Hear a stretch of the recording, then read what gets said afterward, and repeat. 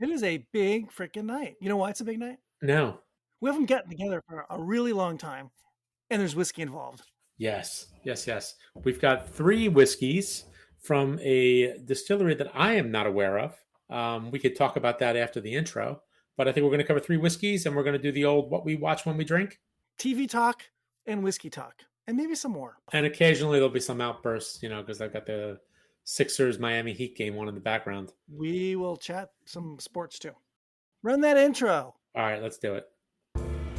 Welcome to What We Watch When We Drink, a Booze Dancing Entertainment Network podcast featuring lively discussions about movies, TV shows, and anything else that we're watching while we drink our favorite boozy beverages. If you enjoy this show, please subscribe on Apple, Spotify, Stitcher, Google, Audible, and anywhere else you get your podcasts. You can also find us on boozdancing.com, and if you have any questions, comments, show or drink suggestions, email us at boozdancing@gmail.com. We'd love to hear from you.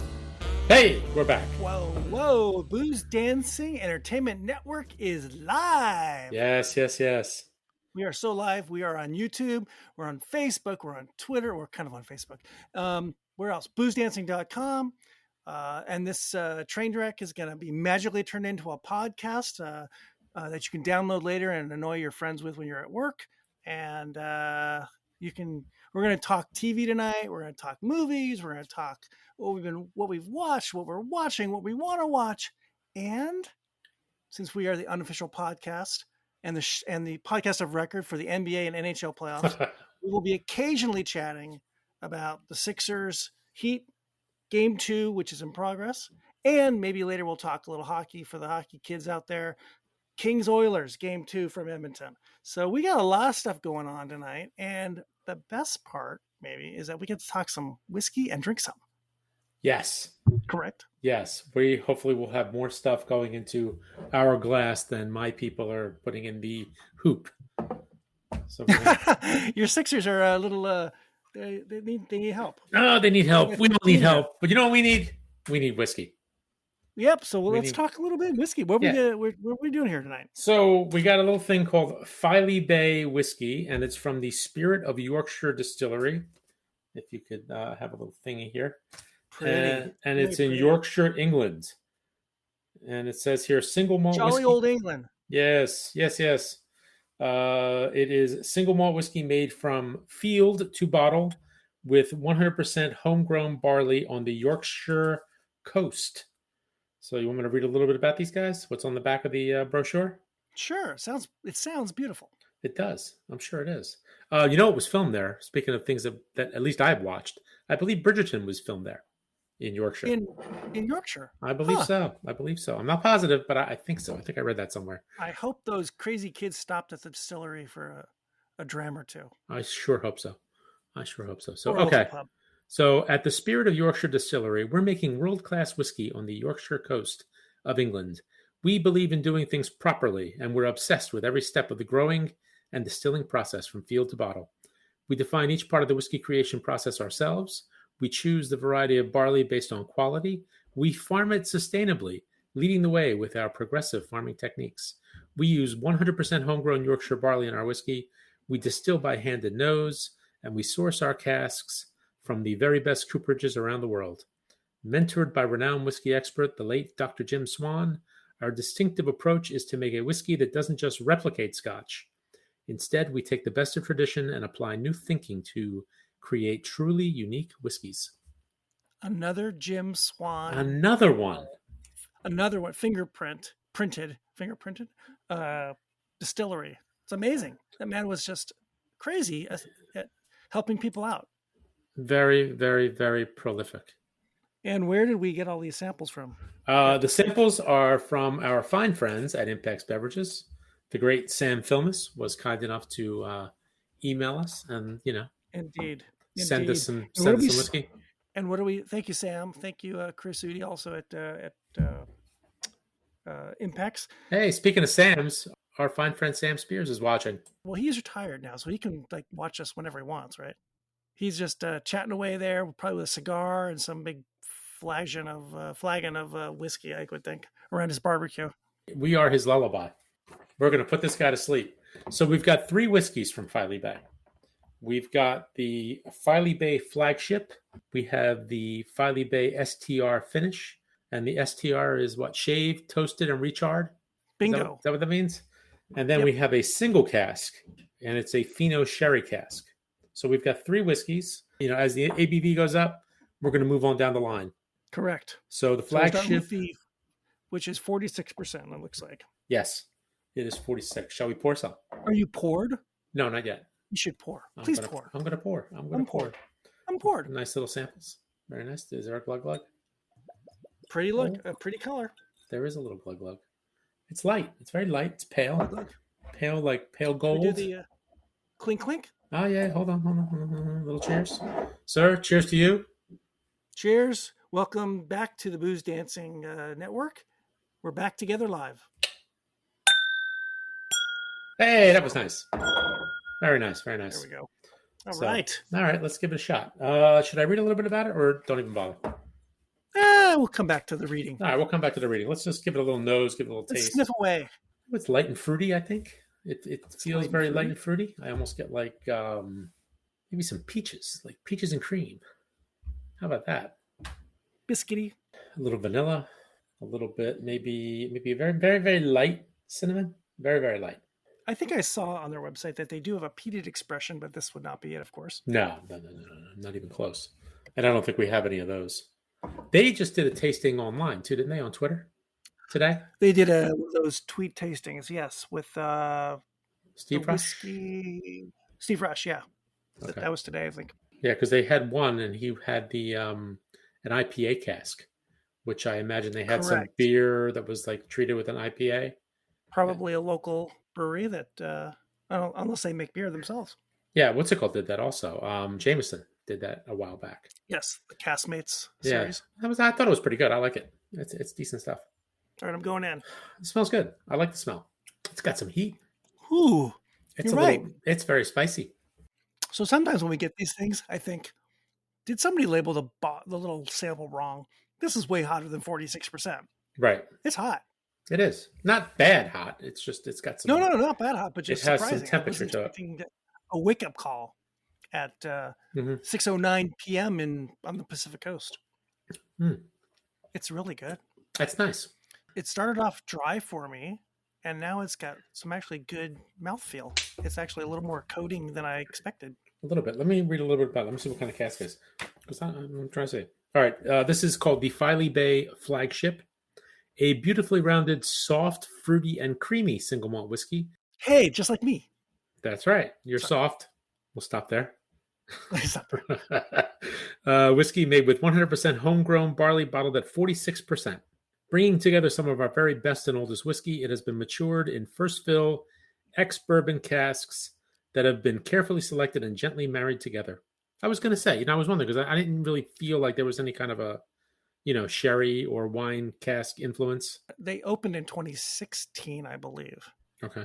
So the first came out in 2019. So nothing is more than 3 to 5 years old, but it tastes good. It does. I like it. It's very, very nice. We talk about like in Scotland, the different areas of Scotland, and the Lowlands has its own supposed like lighter feel, lighter taste. And I think British whiskeys have that. How many whiskeys have you actually had from England other than like the English Whiskey Company?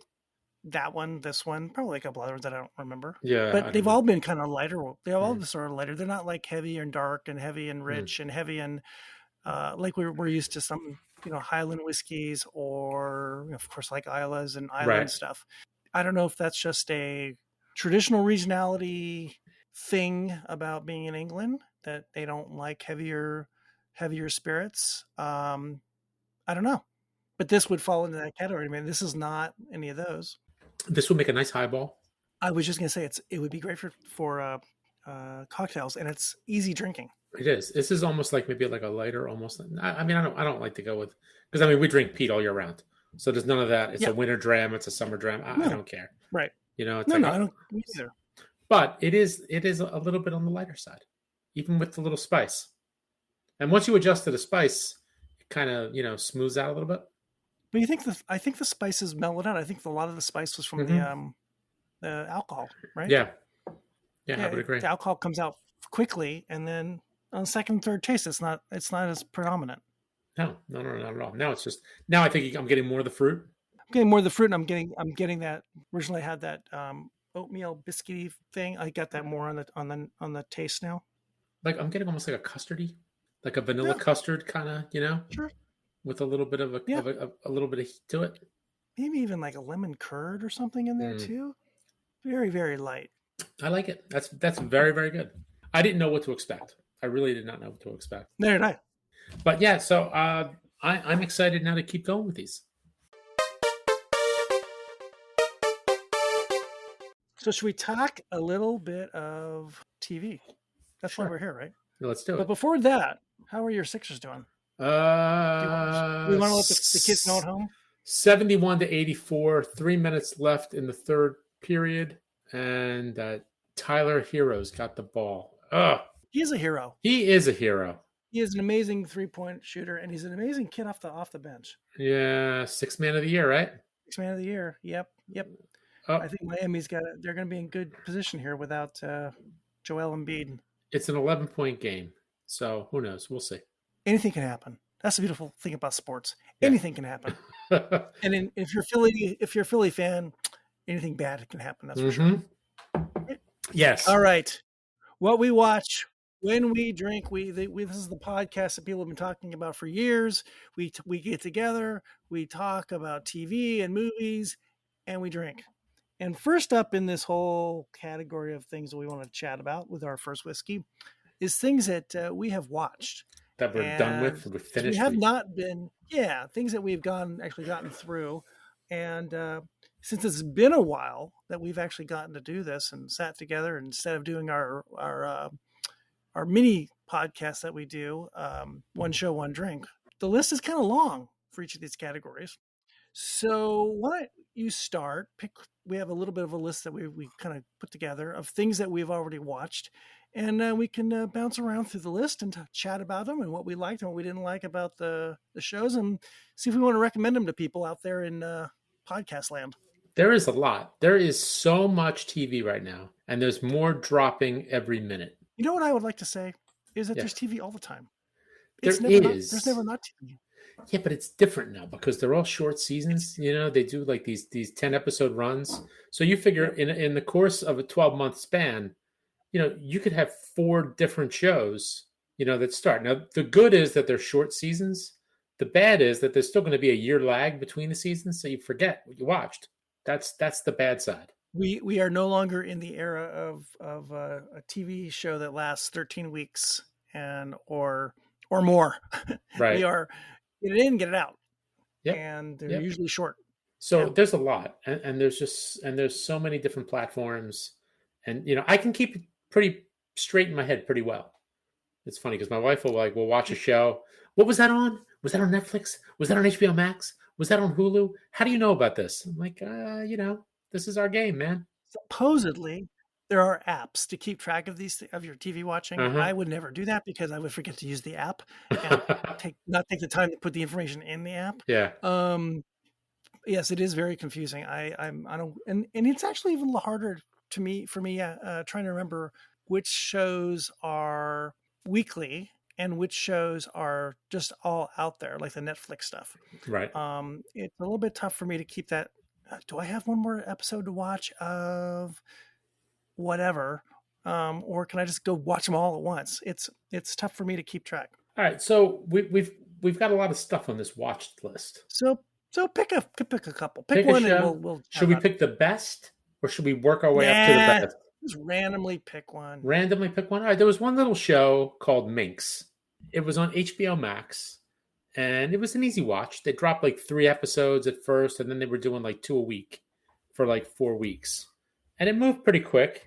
That's the thing now. They don't just come out with 1 episode. Right. They give you the starter version of 2 or 3 episodes. So you binge those real quick and then you're sucked in. Well, that's the plan, right? Not everyone does that. It's a thing on certain shows. Right. For certain shows. So the show stars Jake Johnson, who's been around. He's been on a lot of stuff. He was on, I think, New Girl and a few other shows. I've seen him in a couple of movies. So he's a very likable guy, and he's out in LA, I guess in the Valley. It takes place in like the I think early 70s, maybe 70, 71. And he basically has like a little publishing house that specializes in smut. So it's all these, just various miscellaneous niche dirty magazines. Yeah. And there is a woman, Joyce, played by Ophelia Lovabond or Lovabond. I believe she's English. And she is, super modern feminist. And I think she was like a women's studies major in college and all this stuff. And her dream has been to write a very feminist magazine. And, she's pitching this to a bunch of publishers and it's not working out. And eventually she meets Jake Johnson at a publishing convention in Los Angeles. And he says, why don't you come aboard? Let's see what you got. They almost turned it into like a version of Playgirl. The story takes place right around the time when Burt Reynolds was a centerfold in Playgirl. So perfect. It was like the hot thing. It's the women's rights movement, and it's all these various changes that are going on, and it's an ensemble cast. There's a lot of people involved. It all takes place at the publishing house, and it was okay. It wasn't a great show, but the characters were likable enough. Is it a comedy? Yeah, I mean it's pretty much a comedy, and it's behind the scenes of the shoot. There's a lot of male full frontal nudity, which was okay. It was different. Did I read somewhere that it's also from the producers of the wrestling show, the wrestling? Oh, Glow. Glow. I think. Is there a connection with that? What? You may be right. I'm not sure, but it's got a pretty good cast. So it's got this Ophelia Lovabond, and she was okay. Jake Johnson was the star of the show, and he was great. There's a woman, Idara Victor, who plays like I guess sort of she like manages a lot of the stuff at the publishing house. And she was good. It's it's a fun show. It's a fun show. And I think you're right about that connection because the man who played the husband of Betty Gilpin, the ex-husband of Betty Gilpin, he's in this. He was also a Mad Men. Mad Men. Right. So he's in this. So maybe there's always that kind of a connection. And it just kind of follows the show with the first issue coming out. And then she goes on the Dick Cavett show to promote it and all the things that happen behind the scenes. And there's a whole bunch of protests. Like there's like I guess the mafia is in charge of distribution for this. So, it's smut magazine. So there's a little bit of an unsavory element. So in order for Jake to get his magazine, on the newsstands, he's going to have to deal with, I guess, organized crime-led trucking companies. And they were a little bit upset about some of the content in the magazine. So there was a little bit of that. But it was an okay show. I mean, I give it a B. I'm not saying you have to run out and catch it. But if you happen to have nothing better to watch, why not? Give it a shot. There you go. And I see my one of my favorite actresses is in there, Jillian Jacobs. I like her. Oh yeah. She's actually in Winning Time. Yes, she is. We'll probably come to later. Yeah. Yeah, we will definitely get on the Winning Time. Well, let me see. I'll look at the list here and see. I'll pick one. How about we talk about, because I know we both watched this one, My Brilliant Friend. Oh, which is in The season 3 just ended. This is season 3 on HBO. Correct. Yeah, HBO. And I think I cannot remember where things are. It's a joint production with HBO and I guess the Italian television RAI. Right. Or as they call it there, RAI. I believe it's with them. And this is based on a series of books, correct?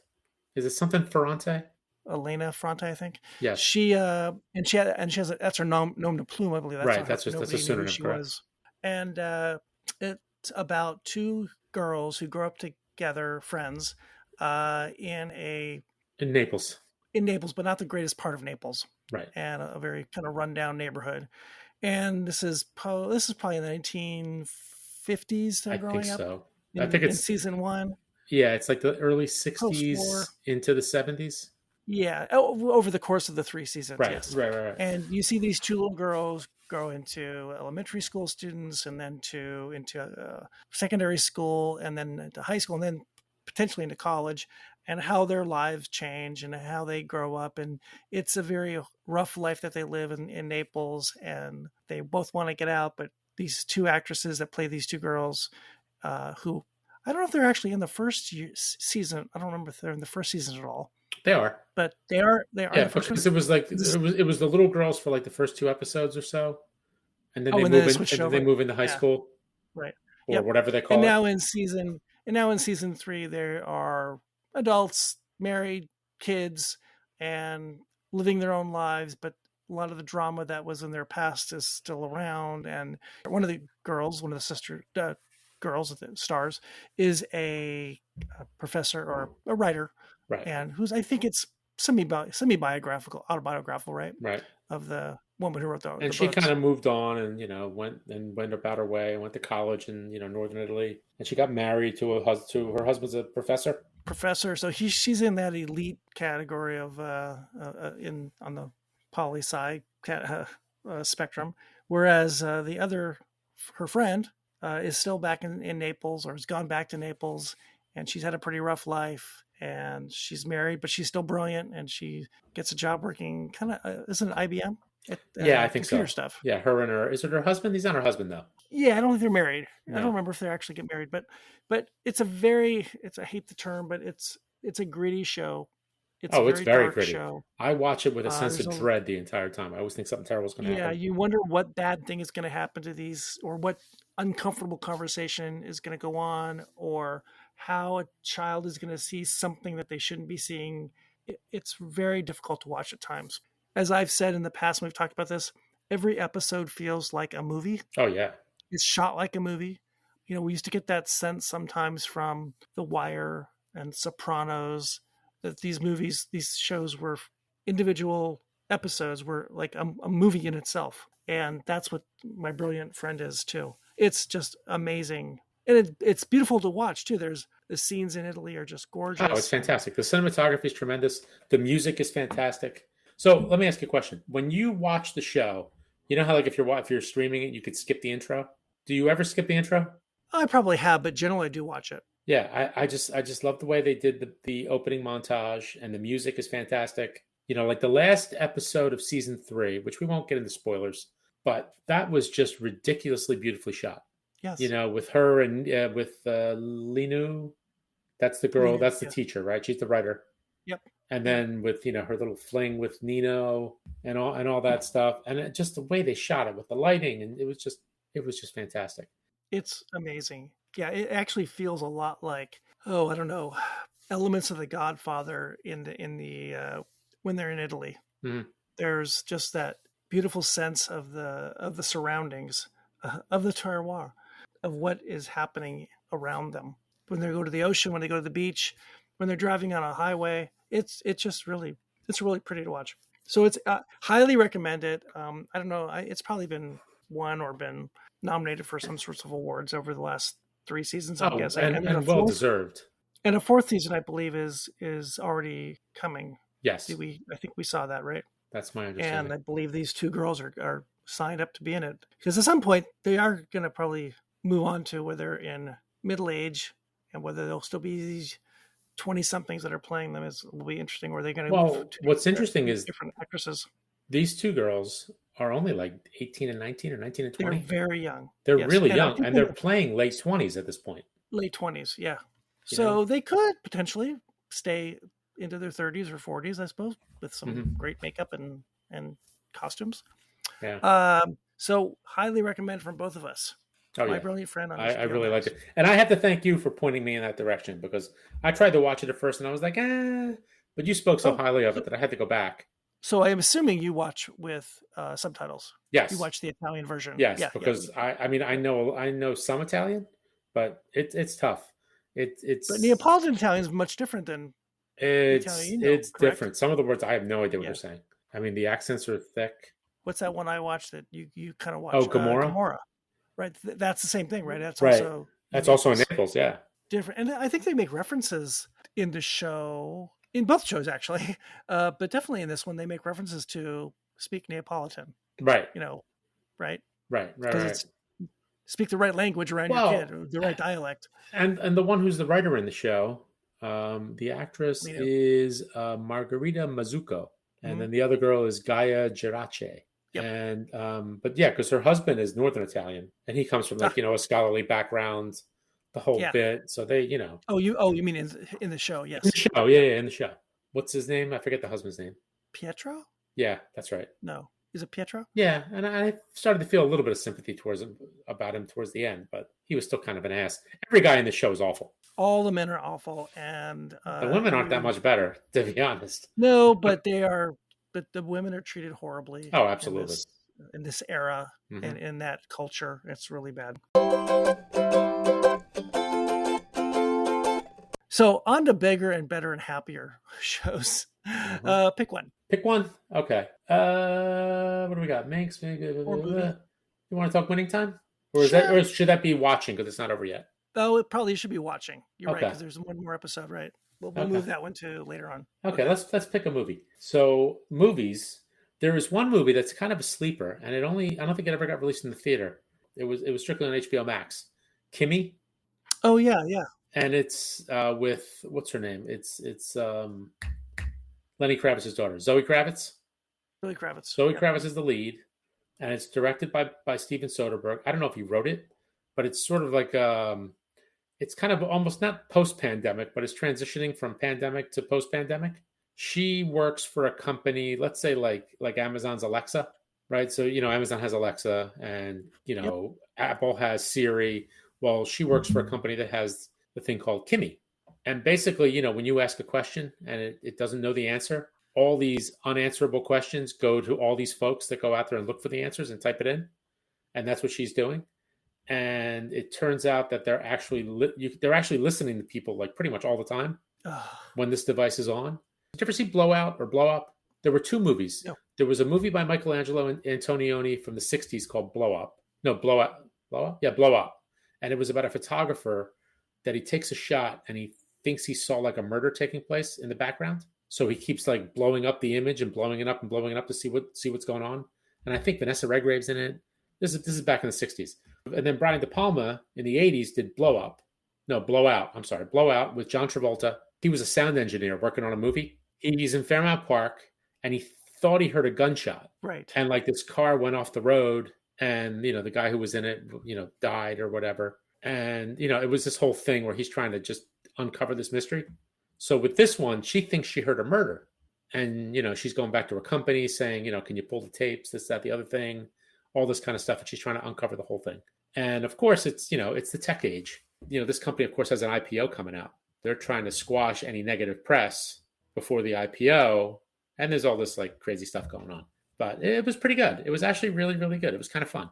It was really a fun movie. Interesting concept it's basically the same idea as what the other two things you talked about. Right. Other two movies. It's almost like did you ever see Rear Window back in the day, the old Hitchcock movie? Yeah, sure. It almost has like a rear window thing because she's like in a neighborhood in a city and everybody's got their windows facing out. So, during the pandemic, everybody was in lockdown. So everybody was just kind of communicating through the glass, whether it's like sending messages or just kind of talking or texting or whatever they were doing. So they're all kind of looking in each other's windows to see what's going on. And it's got to be, interesting with Soderbergh kind of behind it. Oh yeah, it's fun. It's really fun. And what's also great about it, and this is a really nice thing in this day and age, I think it's like an hour and 40 minutes. Ooh. So it moves pretty fast and it's really well shot. And you said this was only on HBO, wasn't released to the theaters. I don't think so. I know it's on HBO Max and it's probably just on HBO now. But it was really fun. I thought it was a really fun movie. I'd actually like to see it again. Sam Spears has a couple comments. He puts subtitles on when he's watching British shows. And I know that same problem, Sam. It's not even a problem. I just put subtitles on almost everything now because whether it's hearing or whatever, it's just sometimes it's easier. I know Ange doesn't like that, but I do. I do sometimes. It just depends. I try to like concentrate because I get distracted. Because even if I understand what they said and the subtitles are on, I look away from the screen. That's the hard part. Yep. Oh, so Nancy Allen was the other person in Blowout. Oh, there you go. With John Travolta. Right. Yeah, that's right. I think she was married to Brian De Palma for a while. She was in all of Brian De Palma's movies. I mean, they're husband and wife. So like De Palma had he was interesting because he did a lot of like homages to Hitchcock and thrillers and all that kind of stuff. But yeah, that was a fun movie. That was really fun. I enjoyed it. La la la la la la la. Let's see what else is in here. So I watched, I don't know if you did or not, Life and Beth. Oh, I didn't see it. So that was a half-hour comedy-ish. Amy Schumer, she is Beth in this. She's a rep for a wine company. Uh-huh. She lives in New York City. She's having a tough time doing it, and her boyfriend works at the company, and he's like the superstar sales guy, but it's not a high-end wine company. And she ultimately leaves the company and her mom dies, and she has to bury her mom, and she basically goes back to her hometown, and she comes to grips with her past and her father, played by what's his name? It'll come to me, and her sister and her friends from that era, and they're all still living in this little town.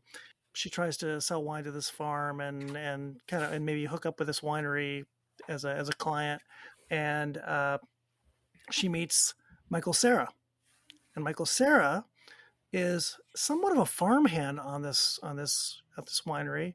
They kind of hit it off together, but he plays a very interesting character who you're not really sure what his story is. He's a little bit autistic, maybe, on the spectrum, and she doesn't completely get his cues. He doesn't get any of her cues.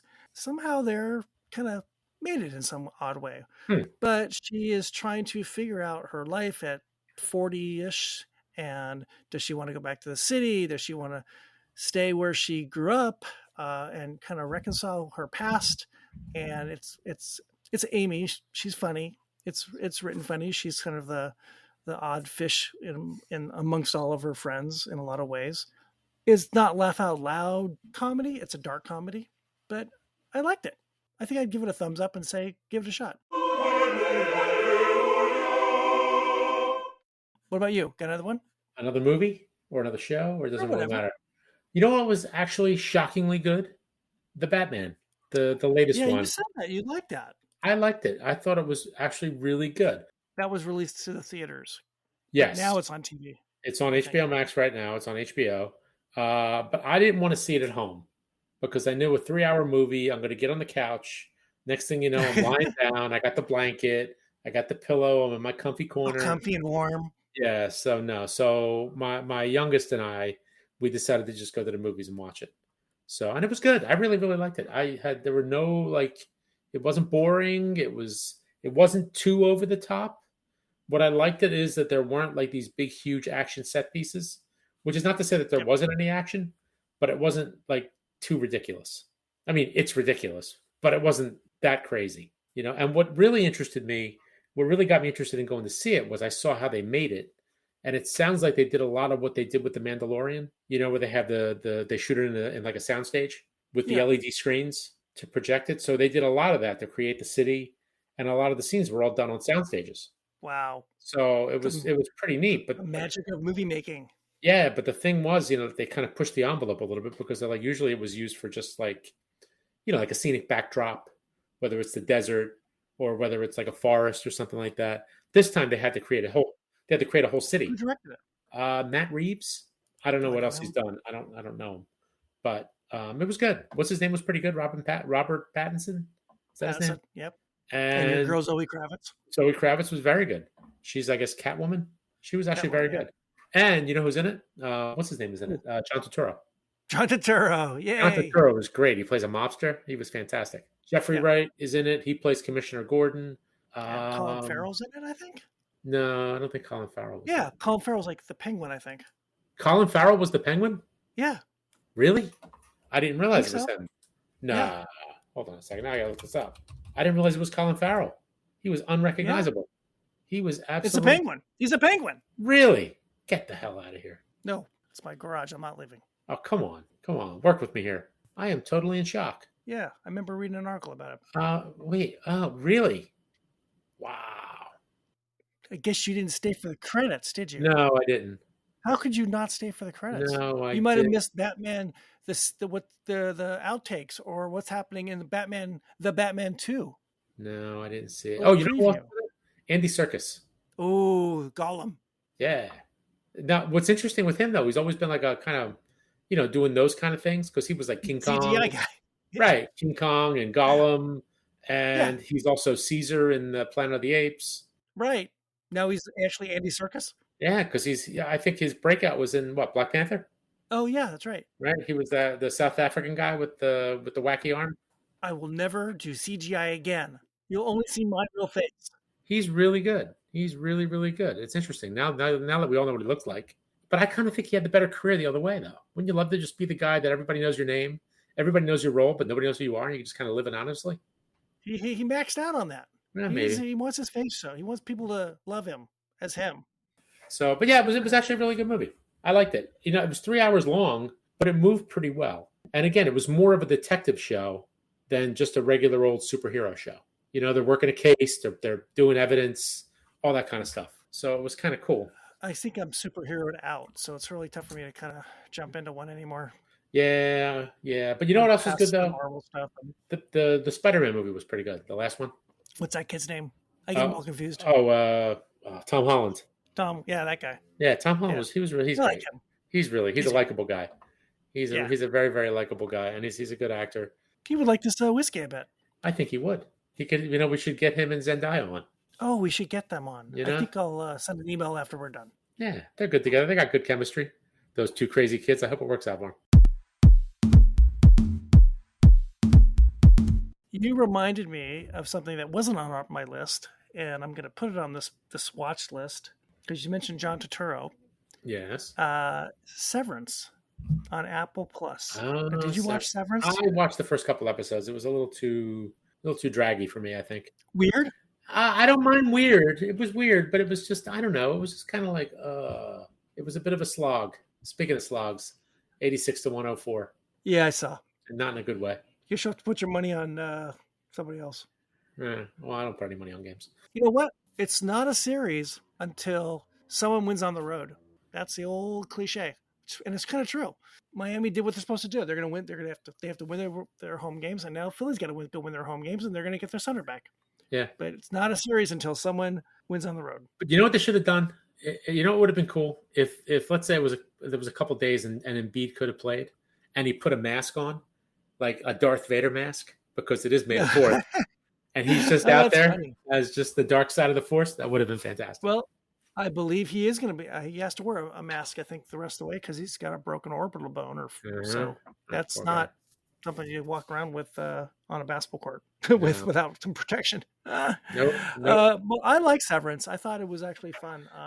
I might go back to it. Adam Scott. I liked him. I liked everything about it. I liked the music. I liked the production. I like all the acting. I thought he was great. I thought I like the setting. I love the whole the look universe they set up, and the question about your personality and who you are, and are you a different person at work versus when you're not at work, and who are we really? I really thought it was fun, and interesting to see where it goes. If assuming it's going to come back, to see where it goes next season. I thought it was fun, fun in a weird way. Right. Another one that I just finished, I don't know if did you? I think it's over. Is Tokyo Vice? That's over, right? I finished it up. That was on. Where was that? Also HBO Max. HBO Max. Can I keep all this? They are just killing it. Was it on HBO or was it just strictly on the streaming service? I think it was just strictly on the streaming service. I only watch on this streaming service. I don't even know anymore. Yeah, I don't understand why they do it that way, but I'm sure they have their reasons. I don't know. So that's the kid from Baby Driver. And he was also in West Side Story recently. Ansel Elgort. I wasn't fond of him. He's like the guy that played in the Star Wars movie that you don't like. Oh, yeah. I know who you mean. Hayden Christensen. That guy. Yeah, he's a little It's like they went to the same acting school. So I wasn't fond of him. But I loved the whole setting of being in Tokyo and, Japanese crime bosses and Japanese police and Japanese journalism, which is interesting too. That was a whole interesting thing we don't really see in TV, and trying to solve a crime and also the whole, what was that? Gentleman's Club world, the world of Gentleman's Club. It wasn't really, what was it called? Was it what do they call it? It wasn't really it wasn't like a strip club. And it wasn't. I think gentlemen. I don't know what they're called. Gentlemen's Club, like Hostess Club or something like that. Hostess Club, yeah. You're there for the company and spending a lot of money. What was interesting was that there was the male counterpoint to it also, because the one girl was in debt to the yes. To the what's it called. But it was an interesting show because I don't know a whole lot about Japan beyond the food and the whiskey, but just the culture and just the whole Yakuza thing and. How ingrained it is. And I imagine it's true. I mean, this was all based on a real book. Oh, I didn't realize that. It's based on a book. I did not know that. Yeah, because the character he plays, Jake Adelstein, is a journalist. It's basically his story, but I guess they fictionalized it some. He was in Japan breaking in as a crime reporter. He was on the crime beat in Oh, Tokyo, interesting. working for a Japanese newspaper. I liked the editor, his boss. She was great. Now she was Korean, right? Or half Korean or something? Yeah, she's Korean. Yeah. Right. Which that's going to lead me to another show. But I always find that the organized crime stuff in other countries interesting, and watching how they interact. And some of it's kind of nasty and barbaric. It gets a little bit ugly. Hey, your boys, they making a little comeback. Are they? Well, down by less than 10 with 3 minutes to go. No, 14 points. I'm a little different time. Yeah, you're on delay. You're on delay. I'm on delay. Now it's 15 points. Damn, Bam Adebayo. Ugh. Anyway, whatever. So that leads me to another Japanese, or Asian, I should say, based show, which is Pachinko. Now, you didn't watch, I think you said you haven't watched it. No, I haven't gotten to it yet. There's so much right now that I'm bouncing around like 4 different shows. So it's kind of tough. So Pachinko is on Apple TV. Apple Plus? Yeah. Apple Plus. Yes. And that I know is based on a book too.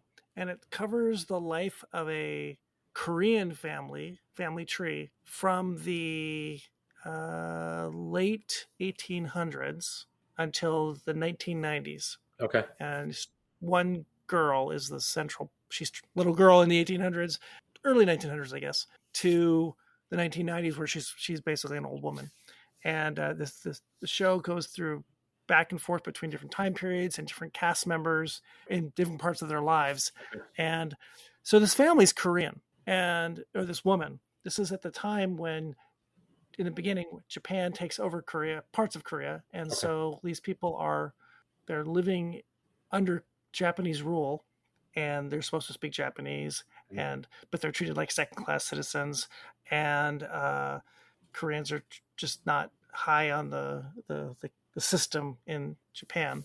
And it's all about how these people how they really are Koreans, but they've been living this life as in this Japanese world, but not because they've wanted to, because they've had to.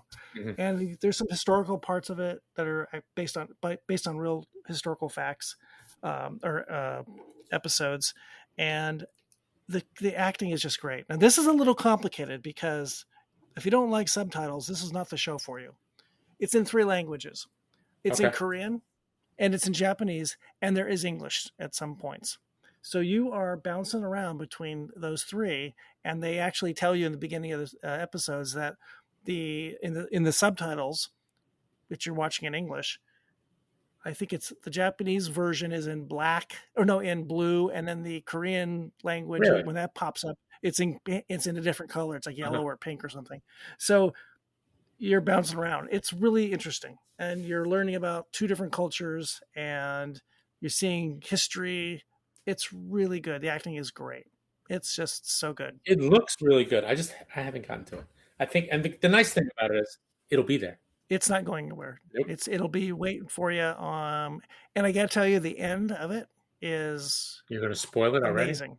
No, it's just amazing. It's really well. Actually, what's amazing is after the credits. Okay. On the last episode, so don't go away. Okay. Watch the entire last episode. Is it a one and done, or is it going to be a series?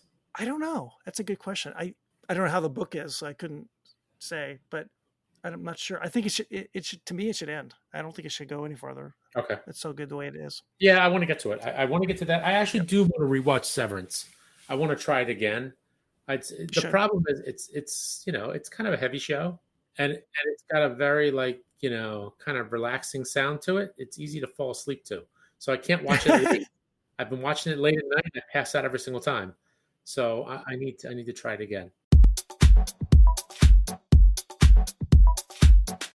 Anything in that watch list that we want to hit again before we go into some more whiskey? So we did My Brilliant Friend, Minx, The Batman, Kimi, Life and Beth. Hey, you got Killing Eve here. How was it? Season 3? Was this the finale? Is it over? Yes, this is the finale. I know you gave up on it. I did. I gave up on it after the first season. Yeah, admittedly, the first season was its high point, and the second and third seasons were not as good, but I had to kind of stick with it.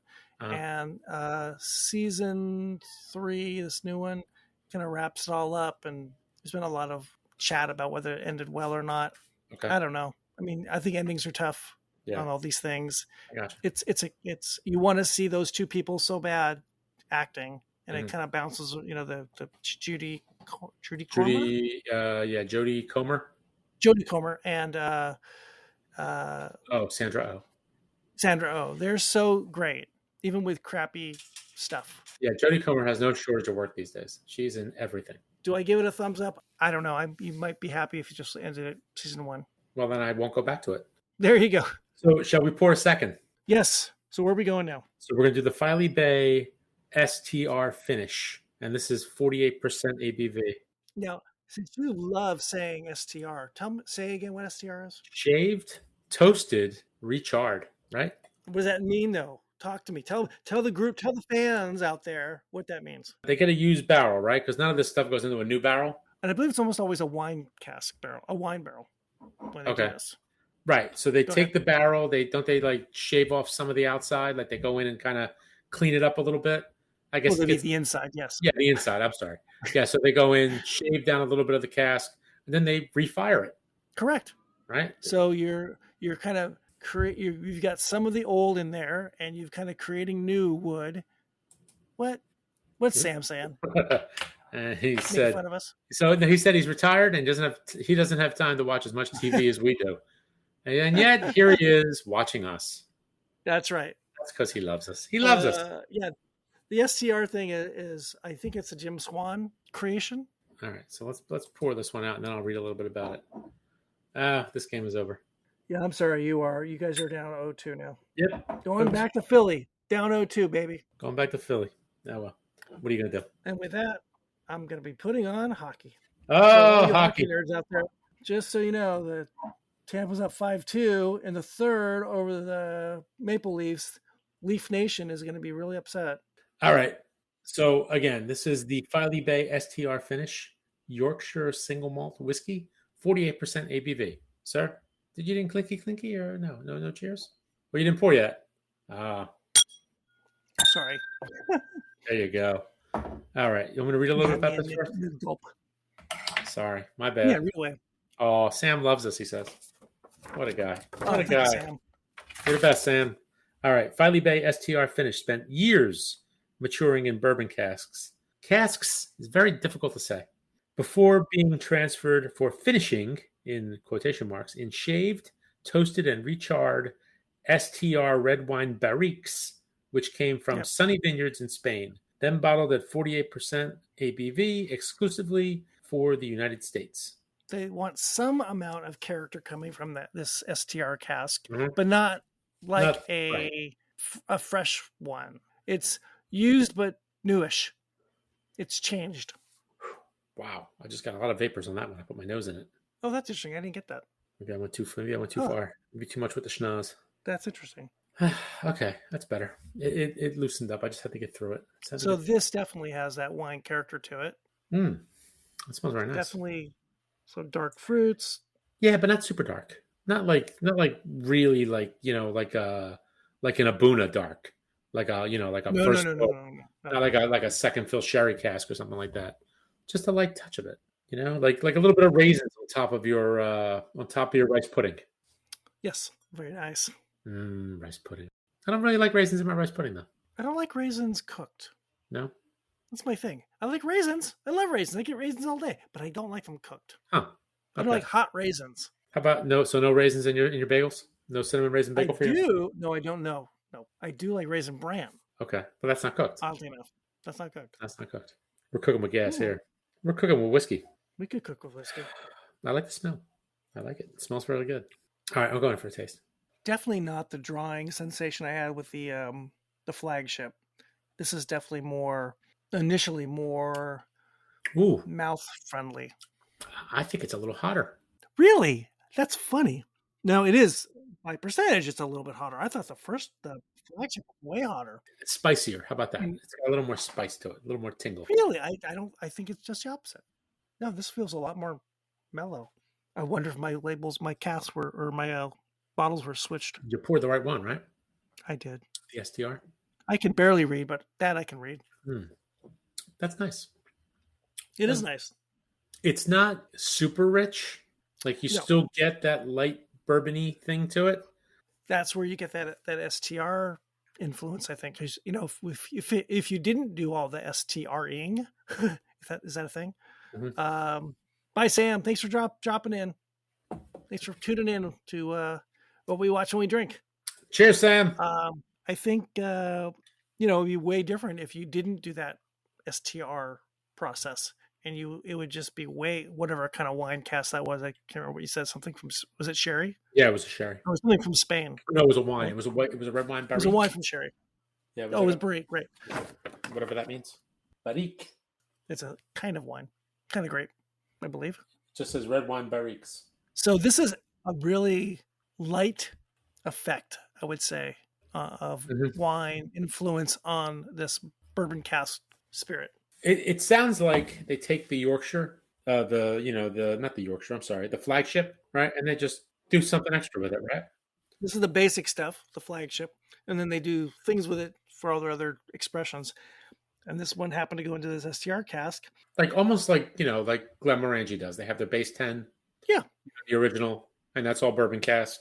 And then they'll just do different stuff. Yes. I think that's probably what they're doing too. They're making it their basic, as they say, flagship, and then they play with it. The STR thing is interesting. I seems to me, I have to go back.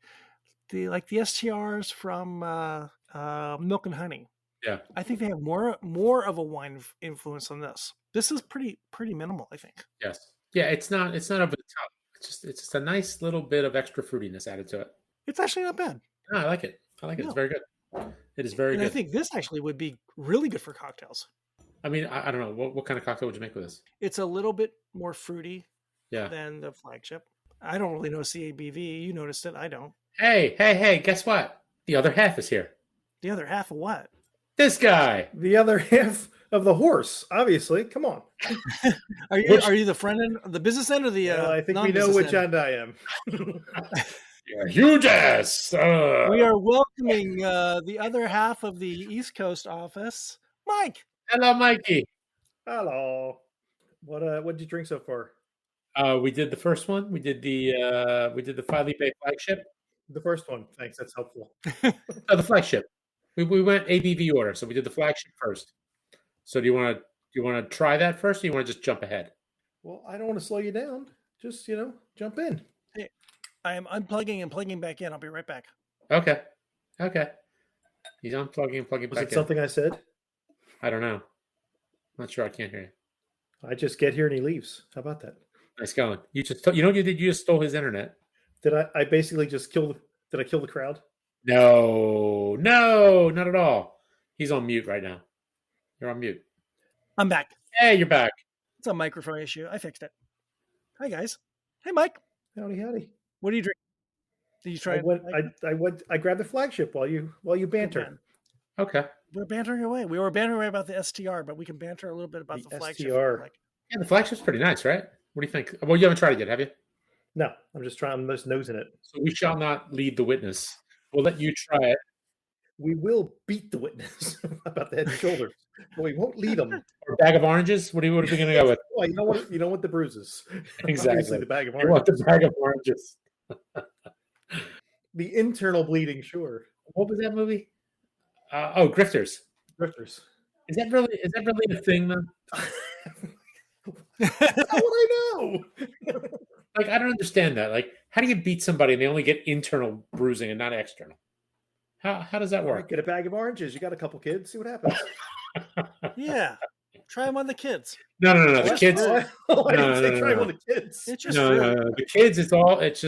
I told them the other night. I said, look, I only go for emotional abuse because you really can't prove that. That's true. That's my word against yours. So. And at no point in time did I say that he would be using it on the kids. I said if he has a bag of oranges that he has kids. I soon find out. No. It's really funny. Ange said, I thought, Mike, that the flagship was more vapory, or let me say vapory. I don't want to say anything comparatively yet. And I thought it tasted hot. It's also a little sweet. Whoa. I don't think we ever said sweet, did we? Yeah, light and fruity. Like some caramelized sugar kind of stuff. Yeah, I think I originally said something about peaches, didn't I? Like it was a little peachy, like I'm like a peach melba. Cream. Yeah. Melba. Hello, Peach Melba. melba. Hello, Melba. Melba more. toast. Melba more. Melba toast. Melba more. Melba. So what do you think? Pretty good. It's nice, right? That's pretty good. It's from England. It's pretty good. That's good. Hey, I'm a quarter whiskey from England. I'm a quarter English. I can't say that. Sure you can. What, you moving on to the next one now? I just poured in the glass. You said you were at the STR. Oh yeah, look at him. Look at this Catching guy. up. You know, He's catching up. I'm not rushing by the ahead. way, I'm just. by the way, Aaron, this reminds me of the first time, like when all this madness started around here with the drinking. I was on the patio, my patio, with a couple of the neighbors. Then Mike comes out his back porch and goes, "Hey, what are you guys doing?" "Oh, we're drinking." So he climbs over the fence because we didn't have like the gates before. So he climbed over like the chain link fence with a bottle of Glenlivet, pours himself about like, I don't know, 2 hands worth of whiskey in a glass, and he's like, "All right, I'm all caught up." Whatever. He was like one of these, like one hand on top of the other, and he just I poured 8 fingers. 8 fingers. He kind of chugged it, and it's like, "Okay, I'm caught up now. Let's go." It was a pint glass of Jameson. Come on. I once did a whole semester of chemistry in one night. Same thing. It's just catching up. Exactly. Although while watching the pregame show, you know, Shaq was talking. Somebody said something about like, you know, crashing for an exam or whatever the night before, you know, crash studying. They're like, no, look, if you don't know it by that point, you're wasting your time. You either caught up or you're not. Generally, Shaq that's spent true. much time at school. What's that? You think Shaq spent much time at school? I don't think he needed to. God bless him. I think he actually got his degree in criminal science. I think he finally went back and got it. Interesting. Because he's actually does law enforcement work, or did. Really? He was actually he's a cop in like Arizona, someplace. Really? Yeah. Look it up.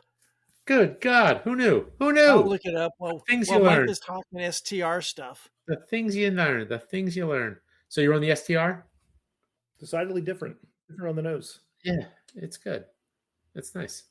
I like it. I'm gonna go back for a little more. Because you know what, you shouldn't drink alone. That's rude. And I don't think I get the vapors like you got on the first one. That's what I said. No, but I thought it was it was when I first poured it. Now as you knows it. Now I got the Phoenix game on. I got hockey on. Sorry, I don't care.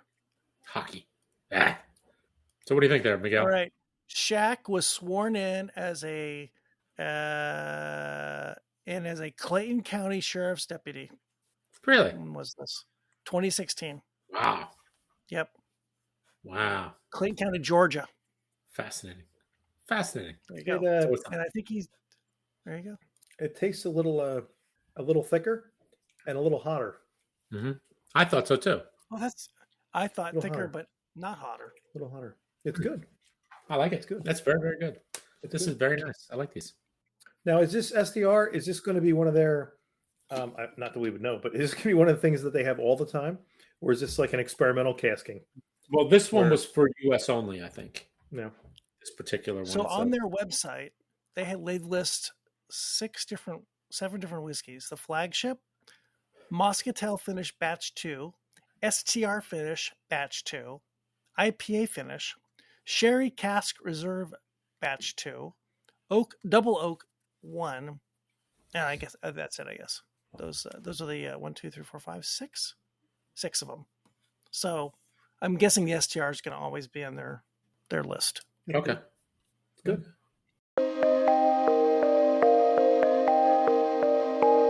All right, Mike, we are moving into our second batch of shows. These are things that we are currently watching. Let's go through our...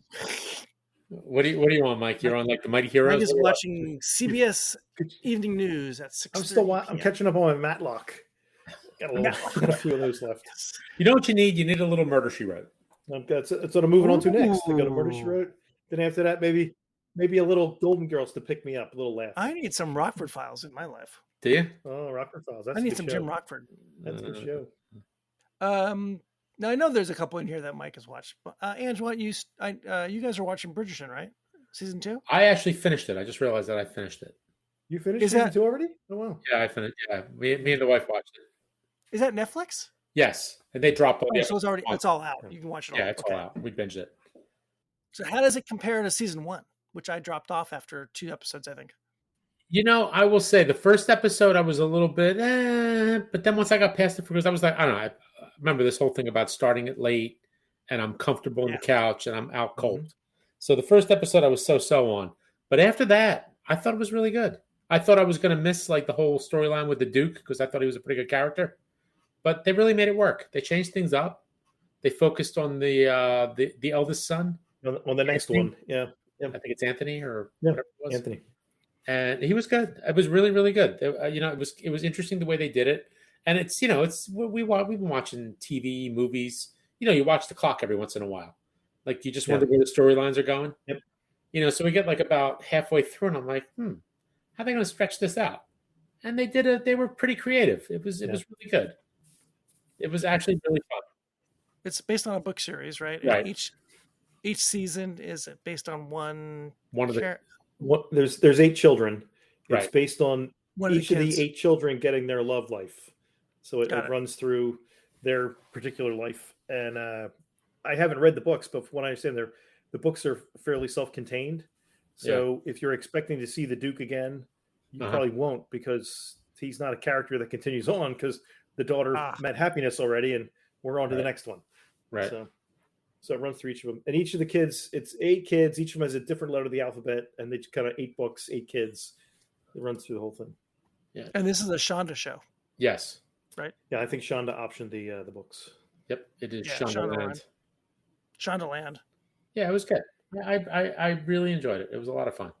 Yeah, I have to save Bridgerton till my daughter gets home from school.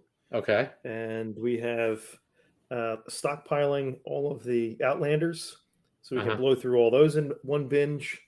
Okay. It's everything's stockpiling. The only thing I've been actively watching is Moon Knight, and I couldn't tell you what it's even about. You need a degree in like Egyptology, apparently, to figure out what's going on there. I have not started it. It's on my list to start watching. I have not started it. I watched the first episode, and I thought it was kind of fun, just because I like, what's his name? I like Oscar Isaac. Oscar Isaac, yeah. So I was willing to keep going with it, but then I kind of just fell to the wayside because so much other stuff kind of came out. Yeah. He's very, very good in it, but it's a tough watch. It's not like a quick little Marvel, good guy, bad guy thing. It's taken forever. It's short though, isn't it? It's only like it feels every bit of 40 minutes. Really? Wow. It does. Okay. That's not good. It does. That's not a good endorsement.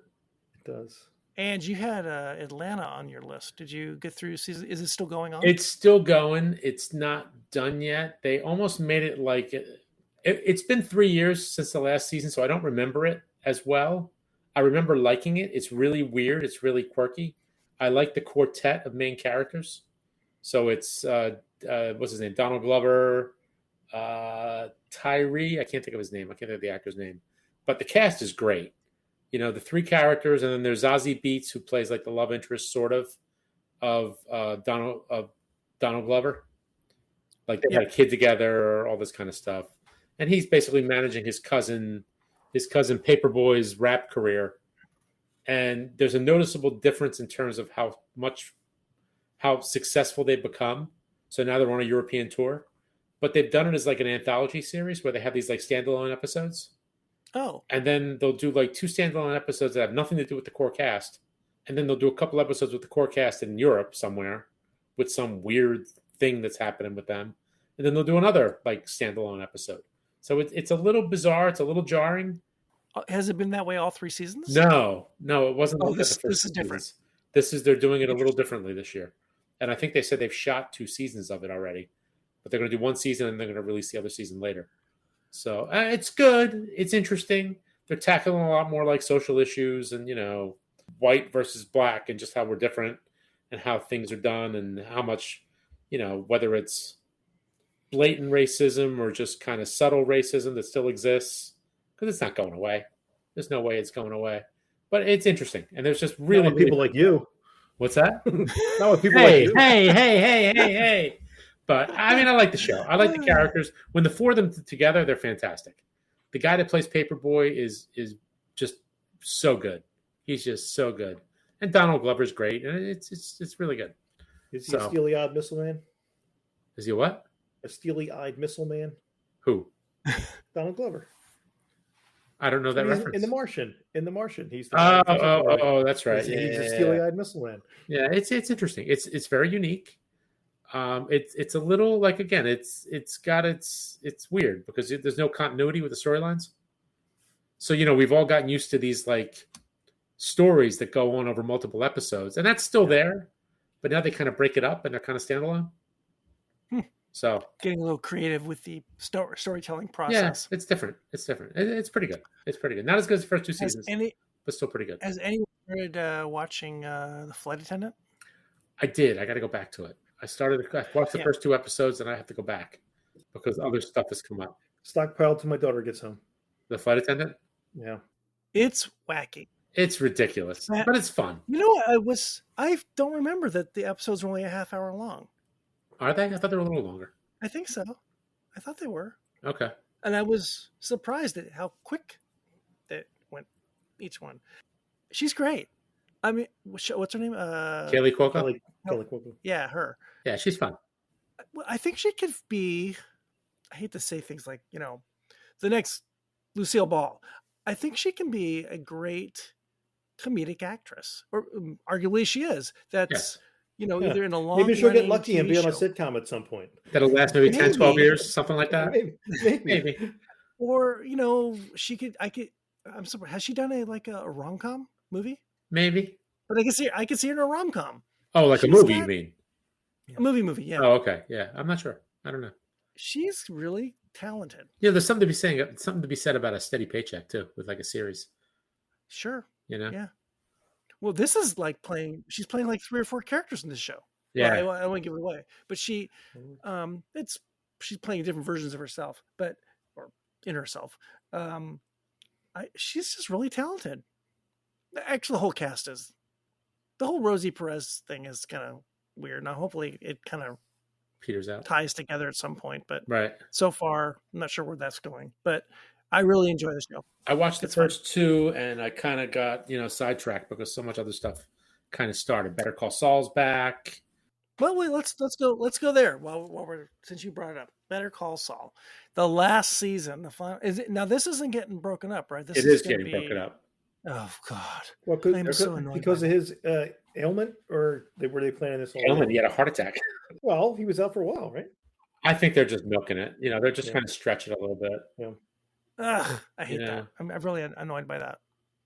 I forgot about Ozark doing that. Yeah. And Ozark just got the second half of the last season just got released. And right. It just shows up on my Netflix feeds. Oh, what the hell's that? Wait, I watched that already. Oh, wait, I didn't watch it all. Yeah. They won't let you. The thing is now, I think right now is the big push for the Emmys. That's why all this stuff is getting released right now. Yeah. It's all fresh in your mind. Yeah. Because Hacks is coming out in a week. So Better Call Saul. A lot of people say it's better than Breaking Bad. To a degree, I think it is. It's interesting that people could say that, and it's a prequel. They're having to build a world around a world we already know, and we know where the world is got to kind of end up to some extent. Right. And to make it somewhat a mystery, it's really interesting writing. It's weird to tie loose ends together that aren't they seem really far apart, and how they're going to be tied together, but they get tied together because we saw the first stuff. But the really interesting wrinkle is, though, where he starts off in Breaking Bad, and then kind of and Better Call Saul tells you where he ends up after Breaking Bad. So there's the 2 things. The question is how they're going to tie it in. Are they going to give you the post? Are they going to give you both storylines and tell you how it winds up? I don't know. Has there been any rumor talk about another spinoff from this? I had heard that they're going to get Cranston and Aaron Paul and do something with them and Odenkirk again. Whether that's episodes of what's coming up, or whether that's going to be like some epilogue stuff they're going to do, or a whole other series. I don't know. But I heard they're trying to do something with them. I thought I heard that they will make an appearance. Yeah. Paul and Cranston will make. I'm just not sure to what extent. I don't know if it's going to be. I think Odenkirk is getting another series though at AMC after this is over. He's getting another series. Different, something completely different. I think. Wow. Better Call Saul the musical. Sure, why not? under the Shonda Rhimes Shonda Land. I like it. I think you said you were having a hard time with it. Yes, a little bit. I'll of course hang with it. I think the interesting part of it all is what's her name? Kim. Yeah, it's all She's about like Kim. the linchpin of the whole thing, right? Yeah, and it's like watching the other one, my brilliant friend. I'm just filled with dread now, especially now that you're getting towards the end, and what's going to happen with her. I really like her character. Her character is so good. Dread. You don't think she's going to move to like Wyoming and start a little, I don't know. I don't know. Attorney thing. I don't think she's going to go to like the Ozarks. I heard it's like the Redneck River. Oh, they could use a good attorney there. They probably could. They could use a good attorney in town. Take care of like license plate fraud and meth fraud and. But like my brilliant friend, this is another show that's like incredibly well made. Yeah. The shots, the montages, the acting, just everything about it. There is like one shot, and I think in the second episode of the season, where they're in the diner, and they're just talking, and the way they shot it, they're like off in the distance, and then you got the window, you got the other shot is like you could see like the streetlights, and they're still talking, so it's not like it's like just kind of looking at them. They're having a whole conversation, and then eventually the camera pans in and comes in closer, but it's just such a beautiful shot. Yeah. It's just Breaking Bad had me when they said desert. I just love the desert, and all the desert scenes are just great. It could be filmed in California desert for all I know, but it's just I just love the desert stuff. Ed Begley is good. Was he? I don't remember him being in. Yeah, he was. Well, in what? He was. In what? In the previous season. Yeah, he was, because he was the guy. He was the lawyer in Santa Fe when Jimmy got the case. Right. He was the head of the was it something in Maine, whatever they're called. Yes. And I've been rewatching. Like I went back to the beginning and rewatched the first season of Better Call Saul, and it's just so good. It's just really good. What's his name is great. Giancarlo Esposito. I just like saying that. Oh, Giancarlo Esposito is fantastic. But I like what's his name though? Armentrout. He is great. What's the actor's name? I can't remember his name now. Oh, it's I keep thinking of hold on. Well, the funny thing is I'm watching all these movies and he keeps popping up. Yeah. Like he's in 48 Hours briefly. He's in another one. He's a bad guy. Yeah, he's like all over the place. Jonathan Banks. Yep. He's fantastic. He is fantastic. And what's amazing is his face has changed so much. Over the years. He's 75. Yeah. You figure he was what? When did Breaking Bad come out? 2004, 2005? Yeah. So that was 18 years ago. He was like 57, and this is supposed to be before that. So he's supposed to be playing like in his 50s. It's kind of crazy. He's in the Wayback Machine. Yeah, it's nuts. It's nuts. But I'm enjoying it. And I'm curious to see where it goes. Okay. Looking at his resume, he was in Who'll Stop the Rain in 1978, The Cheap Detective, Coming Home, The Rose, and he appeared in She Dressed to Kill, Rage, Desperate Voyage, The Girl in the Empty Grave. And then he started doing, he was in Stir Crazy, Airplane, 48 Hours, Francis, Beverly Hills Cop, Gremlins, Buckaroo Banzai, Armed and Dangerous, Cold Steel. Wow. He's a working actor. Totally working actor, yep. And I know him from Wise Guy. That's where I got hooked into him. He was great in Wise Guy. Okay, so we are in the midst of Better Call Saul. Angela, you started watching, I thought you said you started watching Outer Range? I watched the first 2 episodes, and it was okay. I'm somewhat intrigued. I really like Josh Brolin. Me too.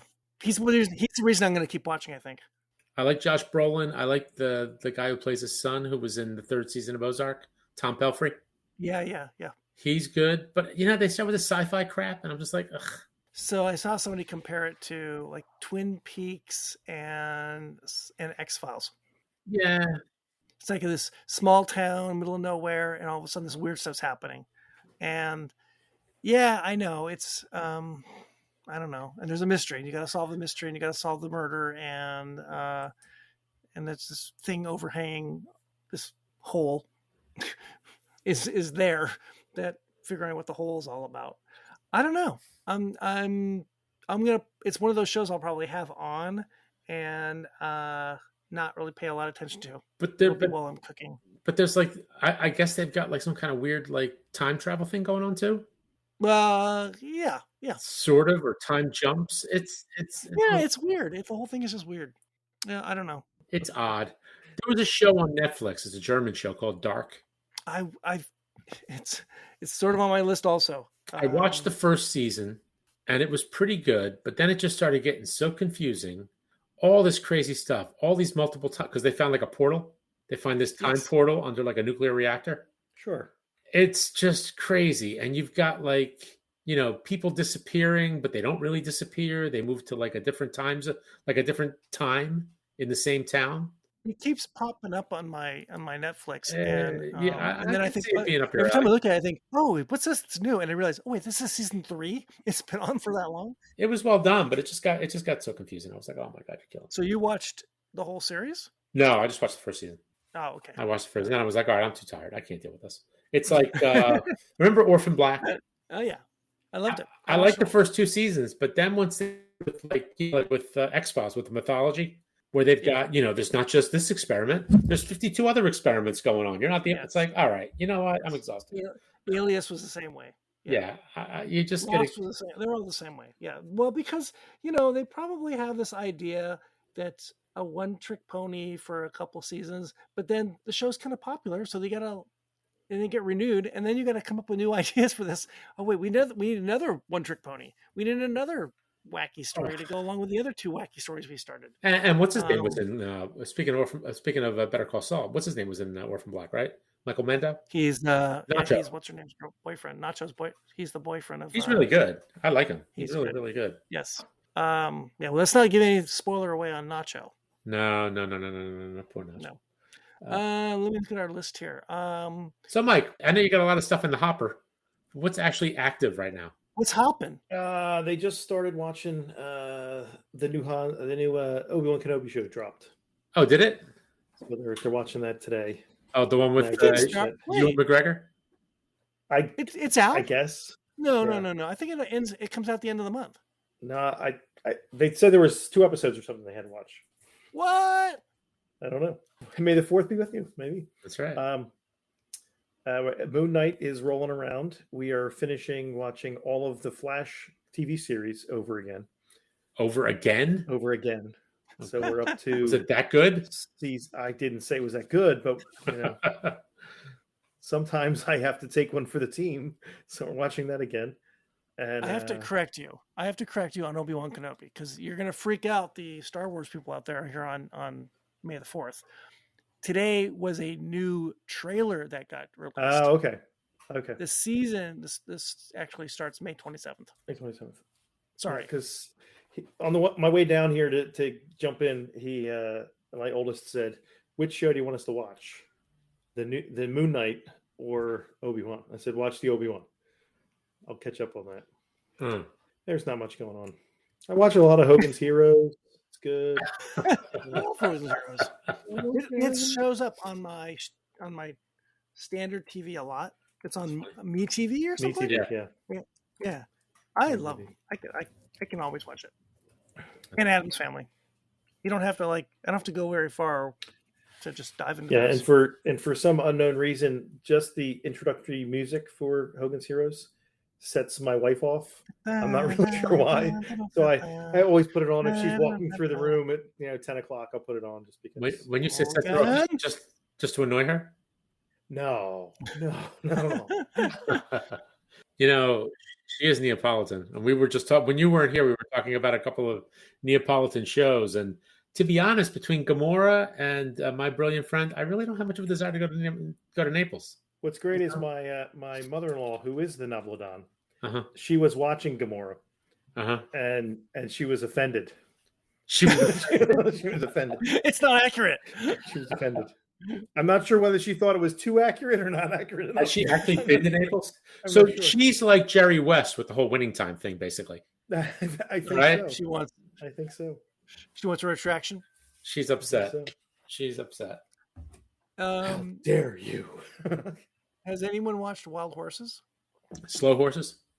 Slow Horses. The one on Apple with Gary Oldman? Yes. Wild Horses, Slow Horses. Yes. Some kind of horse. It is Derby weekend. So wait. So today's May the 4th. Tomorrow is Cinco de Mayo, and then Saturday is Derby Day. Derby Day. Very nice. Very good. Where's your Blantons? I don't know. You got some Blantons, don't you? I do have Blantons. I just need to get my copper cup. I need to get copper cup out. No, silver cup. Copper cups are for mules. Silver cup is for a julep. Oh, I thought the copper was for juleps. Oh. No, silver. And Cooper Cup is a wide receiver for the Rams. And Cooper Cup won the Super Bowl. Right, pretty much by himself. Wild Horses on, what is that on? Slow Horses. What Slow Horses? It's on, what is that? It's on Apple. It's on Apple Plus, and it's really good. I watched the first couple episodes and I liked it. I got to go back to it. Also, another one I got to go back to. Gary Oldman. Gary Oldman, Kristen Scott Thomas. Yep. And there's a bunch of other people that I don't know who they are, but they're all very good. They're all very British, like our whiskey. Yes. Yes, I did. They are all very London. We could mention Barry. I actually watched the first episode of Barry. How was it? A couple days ago. It's good. I like Barry. It's funny. It's funny and it's weird.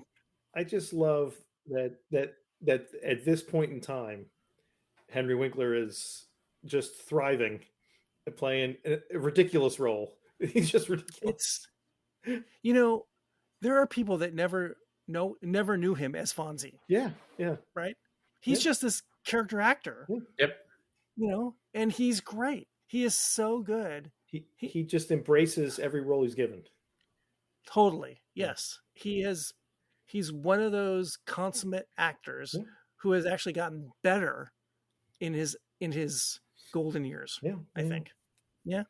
Night Shift is really a good movie. You'd be hard pressed to find a better movie than Night Shift. I love the Night Shift.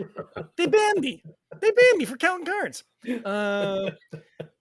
I could quote that movie all night long too, but I haven't seen that in decades. Like yourself, feed the tuna mayonnaise. So, did we miss anything? Hold on a second. Let's hear. We did. We have two big ones together.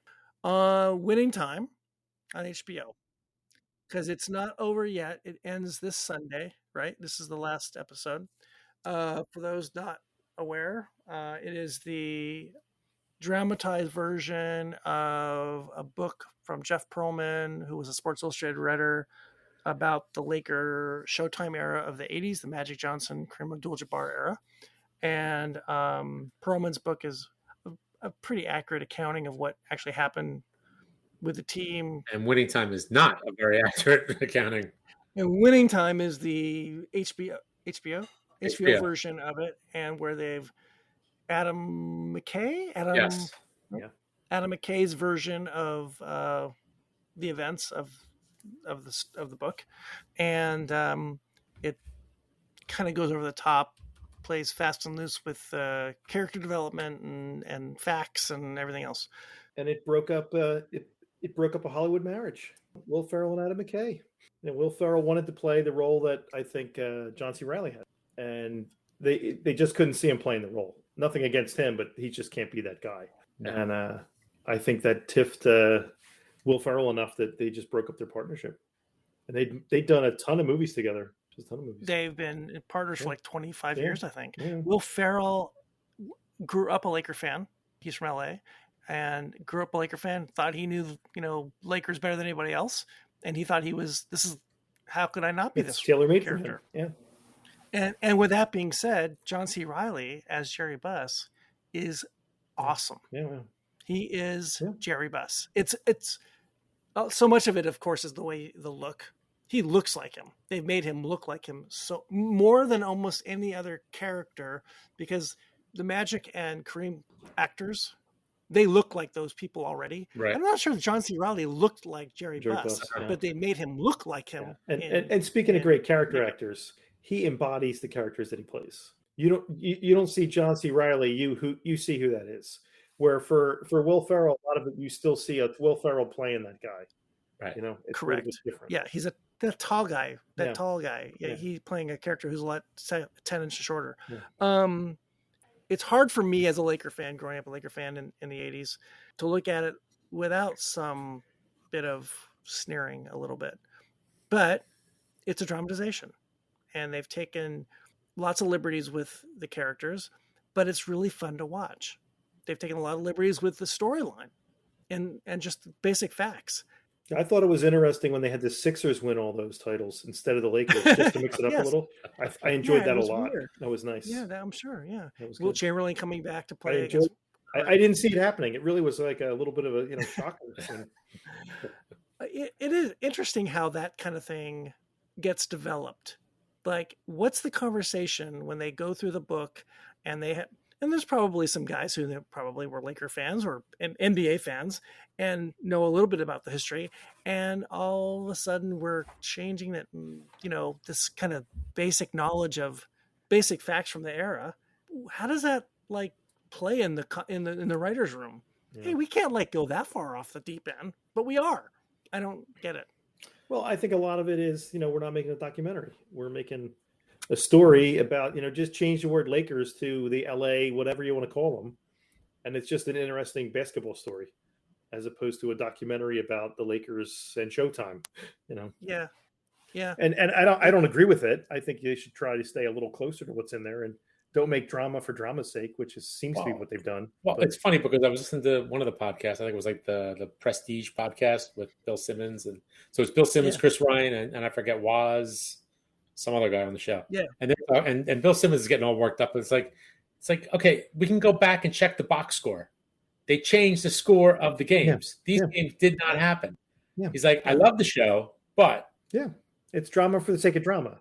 I think for the less casual fan, like me, no, I don't mean you. I mean the opposite. I mean, like me. Oh, for the less casual fan. I'm sorry. Yeah. I think it's a tougher road to hoe. Uh-huh. It's harder to separate yourself from the facts.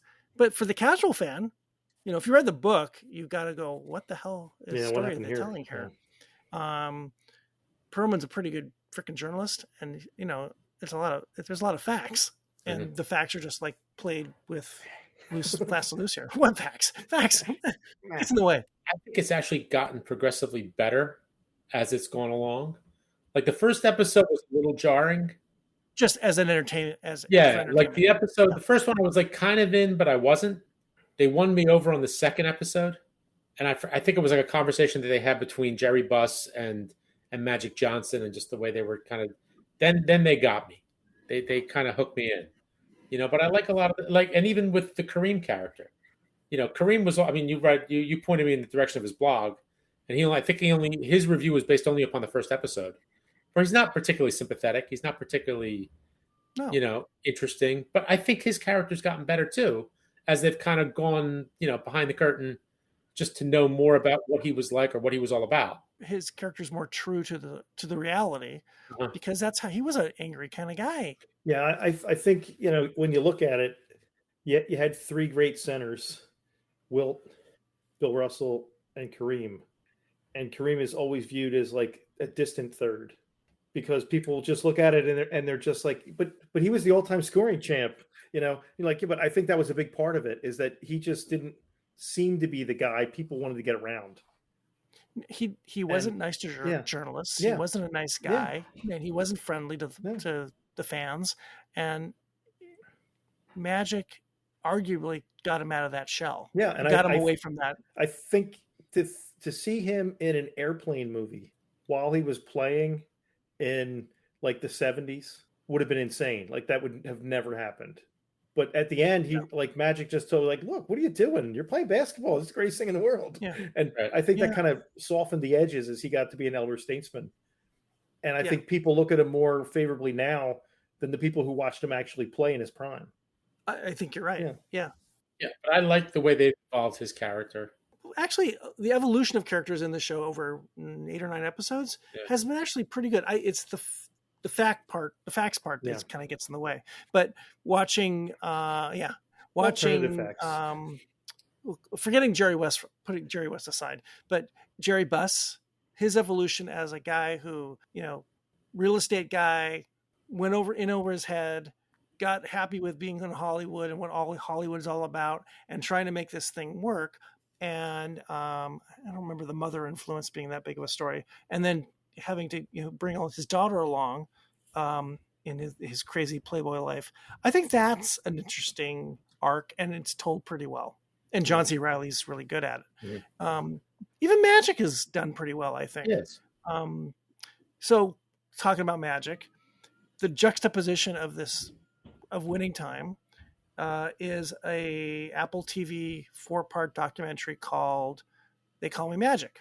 And it's probably Magic co-produced or whatever on the Magic Johnson story. And they talk to everyone from his elementary school teachers and brothers and sisters and mom and dad, girls he dated, his agent, Lon Rosen, all the ways through the Showtime era, post-Showtime era, Larry Bird, Michael Jordan, David Stern, and Commissioner Silver, can't think of his first name, to present, as he's now a part owner of the Dodgers, now Mr. Billionaire Magic Johnson. Yeah. It's a very different telling of the era and a very different telling of the Magic Johnson story, colored through Magic Johnson's lens. Yeah. So there's a lot of things that aren't told as well. And Mike, you know what they skipped? They just didn't even mention it. 83. What a surprise. Didn't even mention it. What a surprise. Didn't even mention it. It was a fluke. Why talk about it? Yeah. But they talk about the Celtic losses. Oh, yeah. Yeah, but I think during that era, Julius said was no longer the best player in basketball. And it was really between Magic and Larry Bird. And their contests were legendary. Just watching the two of them play one another, shot for shot, that kind of thing. It's really just amazing to think you watch those two, and then right after that is Jordan. Wow, 3 guys all right in a row. That's unbelievable. And Bird and Magic Johnson came in together.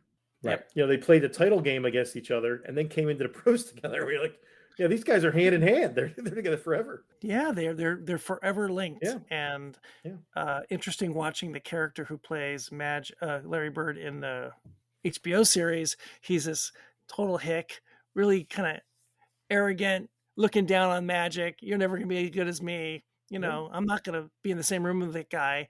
And then the Larry Bird who's being interviewed for this documentary just is, Magic's the greatest guy in the world, and he's amazing. And this, we battled every time we played each other. I think Larry Bird is very similar to Kareem, that when they were in their prime and playing basketball, they were people you would not want to be around. Yes. And now that they've taken on nice. like an elder statesman kind of role, that's been softened and the competitiveness isn't there anymore. And now they're great guys and they'll talk to you about anything. Where, when they were in their playing time, like they used to refer to Larry Bird as the big dick from French Lick. I mean, they weren't saying that to be nice. They did not like him. And there's a third leg to this. The Lakers don't have anything to do and have only negative comments, if any comments, about the Winning Time series. No one likes it. No one's commenting great on it. Jerry West is, trying to get a cease and desist on the whole thing. Showtime, which is what the era was called. It was called the Showtime era. Showtime is producing its own documentary on the era, the Magic Johnson era, and with full endorsement from the Lakers. So that thing is going to be, it's almost like a Laker-produced version of that era. So that's coming, I think, by the end of the year, I think. That was a great era of basketball. Oh, between absolutely. The Lakers, the Sixers, the Celtics, and the Pistons rolled in. I went to so many games that year. Those years, it was great. So great. And then the Bulls, comes rolling through. The Bulls. It all changed. Yeah, the 90s just changed. Yeah. And the whole AIDS thing is interesting with Magic, HIV, and his part in the history of the disease in the world.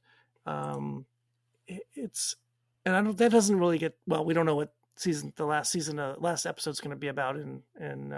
I think the any of the things you'd see about Magic, it's how unknown things were at the time. Right. Yes. That, in the early 90s, nobody knew. How do you catch it? How do you spread it? What's going to happen? Should it be allowed to play? What happens if you elbowed him? What happens next? Yes. And like the fear. Karl Malone didn't want to play basketball was him. like the fear in the rest of the world. People just didn't know. Yeah. And now you look at it and you think this guy had a death sentence 40 years ago, 30 years ago. And he's still alive. He's almost 60. Yeah. And he is probably healthier now than he has ever been. It's crazy.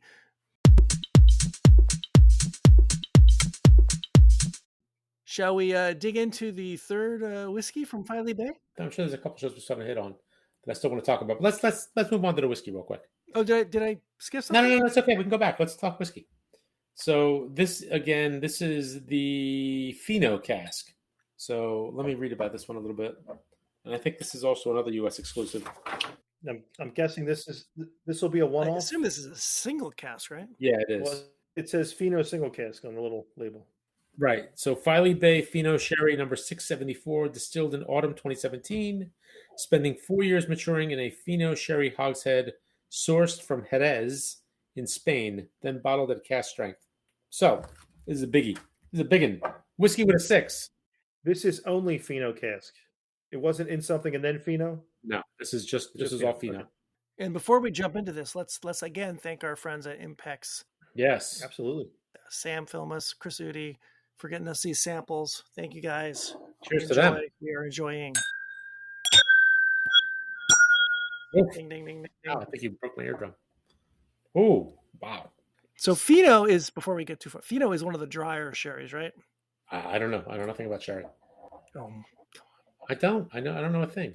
All I know is the cask of Amontillado, and it's only because of Edgar Allan Poe. That's as far as it goes. And I like to say Pedro Jimenez. I like saying it. I like to say PX. Pedro, PX cask.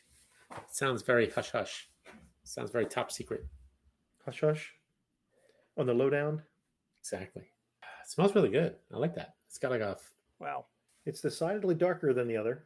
Yes. And it has a nice pinkish hue. Hugh? There's no Hugh Grant shows on this. Hugh? F-U. Oh, Dallas is ahead, by the way. Dallas Phoenix is on. 45-43. I would love to see Phoenix lose. Hot Mike? No, it's smooth. It's smooth. It's 61% is what it is. Whiskey with a 6. Wow, that's something. That's see? Wow. That's got some heat. That's good. But I knew to just take it easy and just put a little tiny drop. I did not do that. Oh, silly boy. And I didn't chew my whiskey. Chew your whiskey, son. Chew your whiskey. That's good. That's really good. That's something. Now, Aaron, are you a fan of the sherry casks or not in else? general? I don't. Yeah. Well, I don't like the drier ones generally. Right. If I'm going to have any sherry cask, I like it on the Oloroso PX side, which are more fuller bodied, richer, more dark fruits, etc. The drier ones are a little bit tougher for me. Yeah. This is an interesting conversation. You get interesting combination because you have dry, and you got this high alcohol content. Yeah. So, which is drying. Yeah. Boy, my teeth are dry. It's interesting that they would do this as a cask strength thing. Yeah. Because you've got, like I said, you got this dry sherry, and then you got the just high ABV. It almost like, is it too much? Yeah, you wonder if they were trying to do something, and they decided not to do it and just rolled this out as a one-time exclusive kind of thing. Would you drop some water in this one? I'm considering it, but I like it the way it is. I would just want to see if the fruit opened up with a little water. Yeah, because I didn't get much of the sherried fruits. I just got heat and some drying. Yeah, I'm gonna come back to it with let some air get in there, let the vapors get out, see what happens. Alrighty. While we're letting this stuff rest and our mouth kind of come back to earth, should we move into things we want to watch? You know what we didn't hit that's currently on? We didn't talk about We Own This City. The new Dave Simon, George Pelecanos. Yes, you just started watching it. We talked about this earlier. I have not started it. I watched the first 2 episodes. It's very dense. You really got to pay attention. It's based on a book. Knowing Dave Simon and George Pelecanos, the way they are and the way they write, it's good to have them back in Baltimore. I didn't really care for Treme. The Deuce was okay. George Pelecanos is from Silver Spring, so he's from D.C. Dave Simon wrote for the Baltimore Sun for many, many years. So they know that area really well, and right. You can tell, when they produce the show that they're talking about things that they really know about. Not that they don't know about the Deuce and all that other stuff. Because, right. They just know it better. They know it better. It's home to them, Yeah. So this has a lot of feeling of The Wire. It's got a lot of folks from The Wire. So it's kind of good to see those guys again. Like, you remember, you didn't see it, right? Did you, The Wire? I saw like the first season of it, and then I stopped watching. Okay. Remember Marlowe, Aaron? He was like the other drug dealer going up against the Barksdales. Yep. He's now murder police, as they would say. So he's now a homicide detective. Are there other Wire characters in there? Yeah, there are. Remember the other guy that worked for Rawls, the kind of heavier guy, probably like in his 40s, 50s, Delaney, I think his last name is. He's sort of like the acting police commissioner. So he's in it. He's moved up. One of the Barksdale crew, Poot's now also a cop on the show. So there's a lot of folks on The Wire. That's funny. Yeah, so it's good. It's really good. It's really dense. I'm sure it's highly accurate. John Bernthal is in it, who was in The Punisher, and I think he was on The Walking Dead and a few other shows. Yep. First 2 seasons. Played Lee Iacocca in Ford versus Ferrari. He's really good. He's sort of like one of the lead characters in the show, and he plays a bad cop. Is it released once a week? Once a week. It's on Monday nights, 9:00. I think it's a 6-episode run, and that's it. It's a miniseries. Interesting. So it's based on the book, and they're basically deep diving on the police corruption in Baltimore. Oh, okay. And a lot of it concentrates on like before Freddie Gray, who I think was he the guy that died when he was in the back of the van back in like 2015, and then all these riots erupted right around that time. Sounds sort of familiar. Yeah, I mean the cops abused him. He wound up dying, I think. So you've got the DOJ, you got the Department of Justice is there investigating all the police brutality. You've got the county police, the Baltimore County Police. You've got the Baltimore City Police, the FBI, the DEA might be involved, all this stuff. And it's basically just kind of telling over like a 20-year span or a 17-year span, all of this police corruption in Baltimore. Interesting. Yeah, it's good. It gets a little confusing. Like you really have to pay attention because they keep jumping. So like it opens in 2015, they go back to 2017, then they jump to 2003, and it's kind of all over the place. But I think it all starts with like 2017 when they really crack down and start making a lot of arrests, where a lot of these cops get arrested for corruption and brutality. And I just Googled the Gun Trace Task Force, which is what it's about. Yes. And they had 8 officers indicted for federal racketeering. That's not good. Generally not a good thing. No, but it's really well done. It's really well acted. It's got the same sort of feel like The Wire. Like there's no soundtrack. Yeah. There's like incidental music. It's very David Simon. Yeah. Yeah, it's good. It's gritty. Again, like I said, it's really dense. And you really got to pay attention because it gets a little confusing with the storylines. But I think it's worth it. And it's only 6 episodes, so. There was a show that I was going to put on the list and didn't put on the list, but I want to bring it up with you guys because it's sort of in our world. It's on HBO. It's called Our Flag Means Death. This is Rhys Darby, and who's an unhappy aristocrat on a pirate, and he becomes basically an inept pirate captain. Yeah. And our boy, Taika Waititi is Blackbeard. Give him all money. Now, I have to say, I was very excited about this show when I saw Taika's name. And I watched one episode, and I thought I might kill myself. Not good? The first episode was so tedious. And I haven't gone back. Not good. No, I was, and it wasn't like, it's a spoof of pirate movies, a spoof of pirate stuff, right? And haven't we been here before?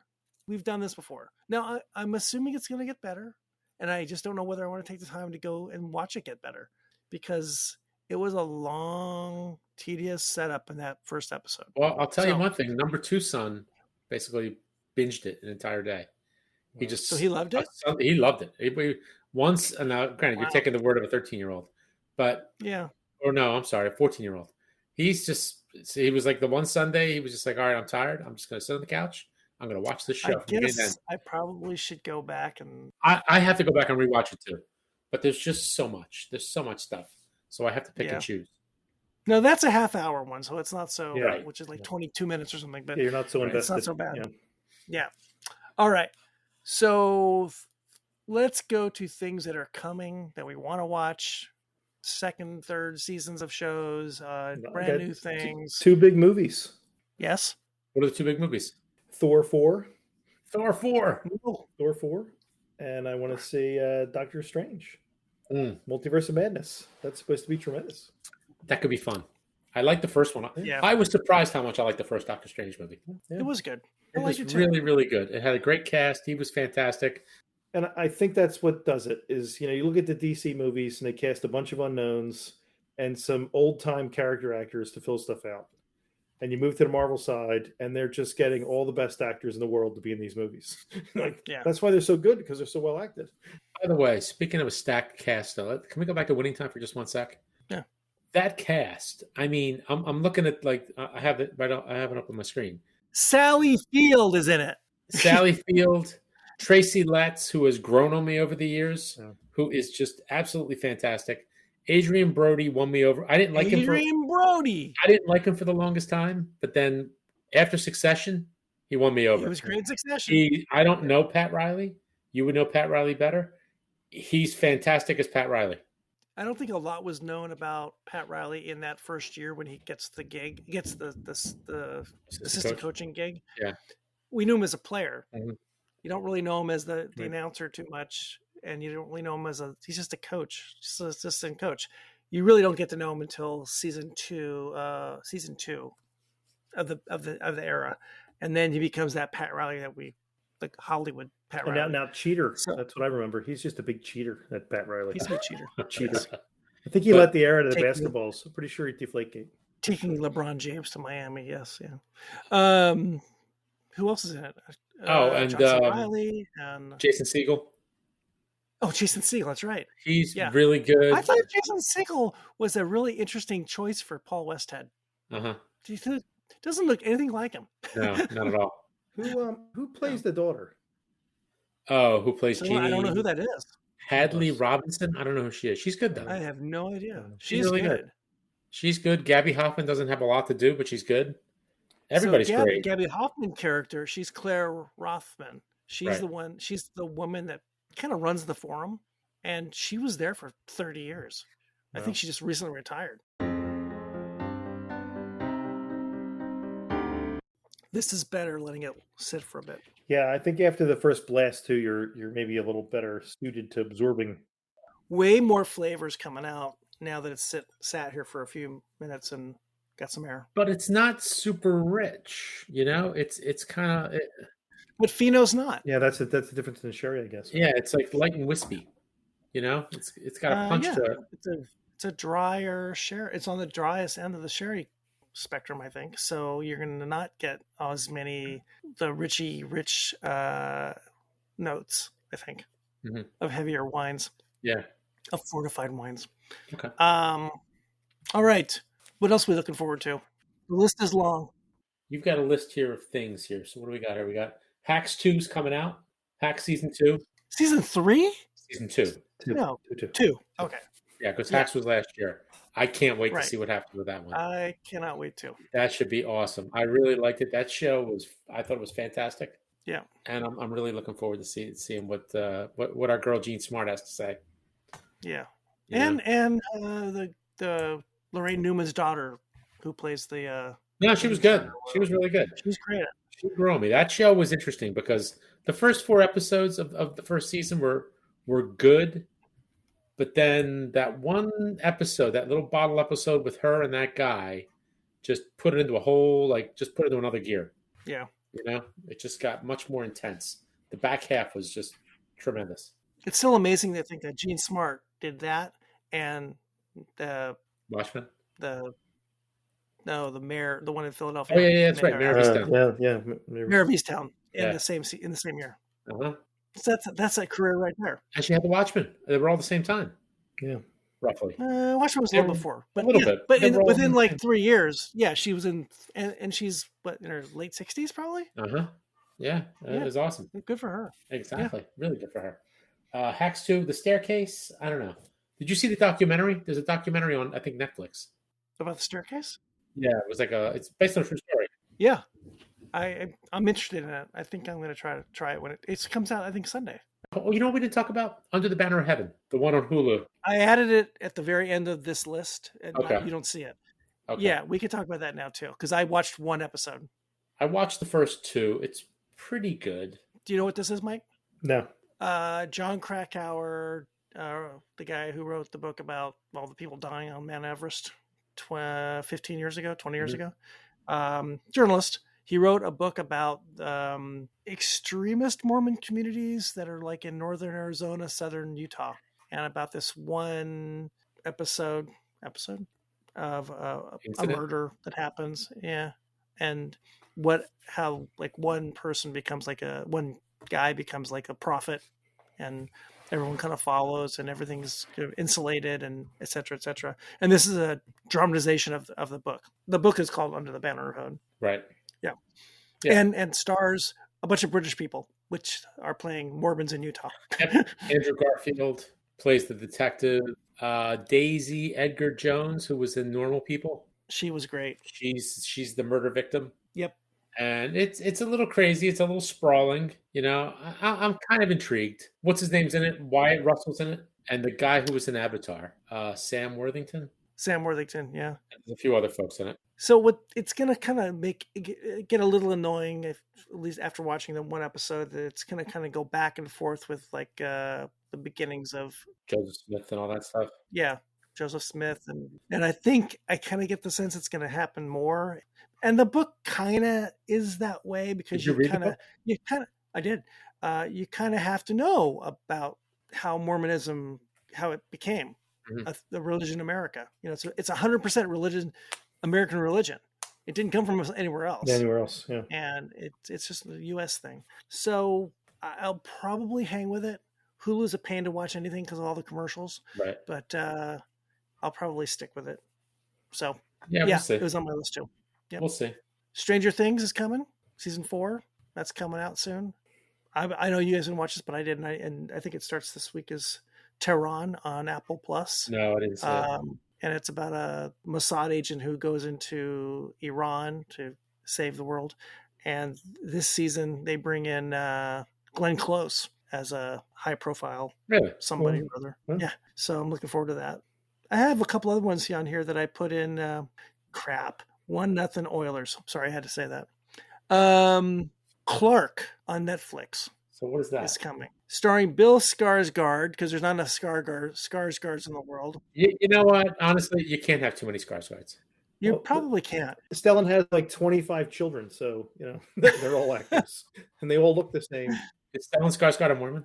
He could be. He could be a Scandinavian Mormon. All those kids. I love Stellan Skarsgård. He's fantastic. And his son Alexander has been around quite a while, and now Bill gets a shot. Hey, nice. Billy Skarsgård.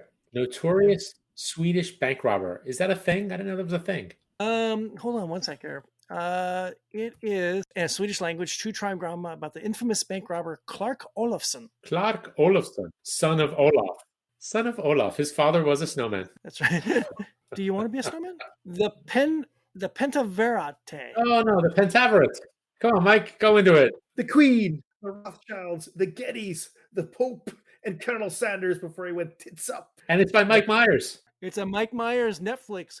Mike Myers is coming back to TV. By the way, speaking of Olaf, I've got a frozen Band-Aid on my arm. Oh, that's nice. I think I got Elsa. Do you want to be an Elsa? Oh, this is nice. the first thing he's been in a long time. Jennifer Saunders and Jeremy Irons are also in it, so that could be fun. I mean, it's Mike Myers, you know, old Mike Myers, but Mike Myers. He's an SCTV guy. As long as he's playing an old Mike Myers, I'm good. If he's trying to play a young guy, I'm not so interested. Yeah, I don't think he is. The Takedown on Netflix. Omar Sy, the Lupin guy. I like Omar Sy. Action comedy about two police officers who are polar opposites getting paired on a big new case. How can that not be good? He's the French Idris Elba. That's right. And speaking of Idris Elba, he's on there too. Yeah, the Essex Serpent on Apple Plus is coming with Idris Elba. 42 Days of Darkness, Netflix's first major production to come out of Chile. A fictional crime thriller about the disappearance of a woman and her sisters attempting to find her. Operation Mincemeat, Colin Firth and Matthew McFadden, WW2 drama about two intelligence officers who helped turn the tide of the war. I think it's a serious thing, not a comedy. Right. I do want to watch Servant of the People, the comedy series that's starring Vladimir Zelensky, now the president of Ukraine, and season 2 and 3 are coming to Netflix. I assume season 1's already on Netflix. Interesting. It's about a comedian who becomes the president of his country. And then the comedian becomes the president of the country. And exactly, which is amazing that that's the world we live in. And I think that was all we had on this list. I think we got them all. I think The Boys is coming back at some point. Yeah, it's coming back on. Yeah, I really like that show. But lots of good stuff, and we're in the middle of a lot of good stuff. And NBA playoffs, NHL playoffs, baseball season. Before you know it, football season will be coming around the corner. By the way, if this keeps going the way it's going, my NBA playoff watch will be over. Is going to be over. Over. Well, I get deep into the heart of both the NBA and the NHL, so I'll be watching stuff through June. So it's always hard to work around the playoffs and regular TV crap and real life. So let's go back to these whiskeys. So what do we think? I thought they were really good. I did too. I really am liking the Fino cask more. It's growing on me now that it's been sitting out. And I don't have any water here to throw a couple drops in, but I think it might even be better with a couple drops in. I thought they were all really good. The Flagship was really nice. I think that would be a nice table whiskey. I like the Flagship better than the STR.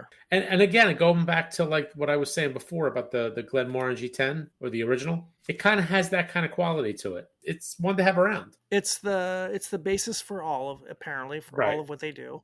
And it's the starting point, and it's solid. It's really, really good. And I don't know if it's, the owners or if it's the Jim Swan influence, whatever it is. But, Penderyn makes a really good whiskey. Milk and Honey makes a really good whiskey. These guys, really good. And they're all, from this Swan thing. I don't know enough about it to say, what he's doing differently from others. But whatever he's doing, whatever he did, I should say, I'm good with it. The magic touch. Apparently, he was really great at helping folks who are trying to set up a distillery do it the right way. Right. As long as you follow the formula, you're going to come up with a pretty good product, I think. Yeah. I mean, right now for, this is relatively new stuff. Going back to our, Glencairn scale, 1 to 5, I give it a 4 and a quarter. Yeah. On the Glencairn scale, future sponsor of What We Watch When We Drink. Filey Bay whiskey from the Spirit of Yorkshire Distillery, somewhere in Yorkshire, England. Thank you, Sam. Thank you, Chris. Thank you, the folks at Spirit of Yorkshire and our friends at Impex, all you guys, whoever sent the stuff to us. Thank you so much. Really good. Any last thoughts, guys, on our live Booze Dancing TV, What We Watch When We Drink extravaganza? Yeah, we got a lot more to watch. Mike, you got to catch up, man. I got to do the homework. He really does. I just went out to Master of Malt, and they have the STR cask for $56. Oh, wow. That's reasonable. And there's single malt. I don't know if this is the Flagship or not, but it looks like it's coming in at $53. I don't see the Fino cask out there, which I would expect because it's probably a one-off USA kind of thing. All right. Well done, boys. Another good episode from the Booze Dancing team. Yes. We're hitting Springsteen country here. What are we at? We're at 2 hours and 27 minutes almost. Wow, that's pretty impressive. Yeah. 74 Springsteen at Meadowlands. Springsteen without the talent. All right, gents. I think we should roll the end credits and rewatch this on boozdancing.com. You can watch it on YouTube. And don't forget that this is going to be a downloadable podcast soon. The editing might kill me, but that's okay. It's all right. You live for this. Do I? I die for this. Do you? I die for this. All right, gents. All righty, boys. Cheers, boys. Cheers.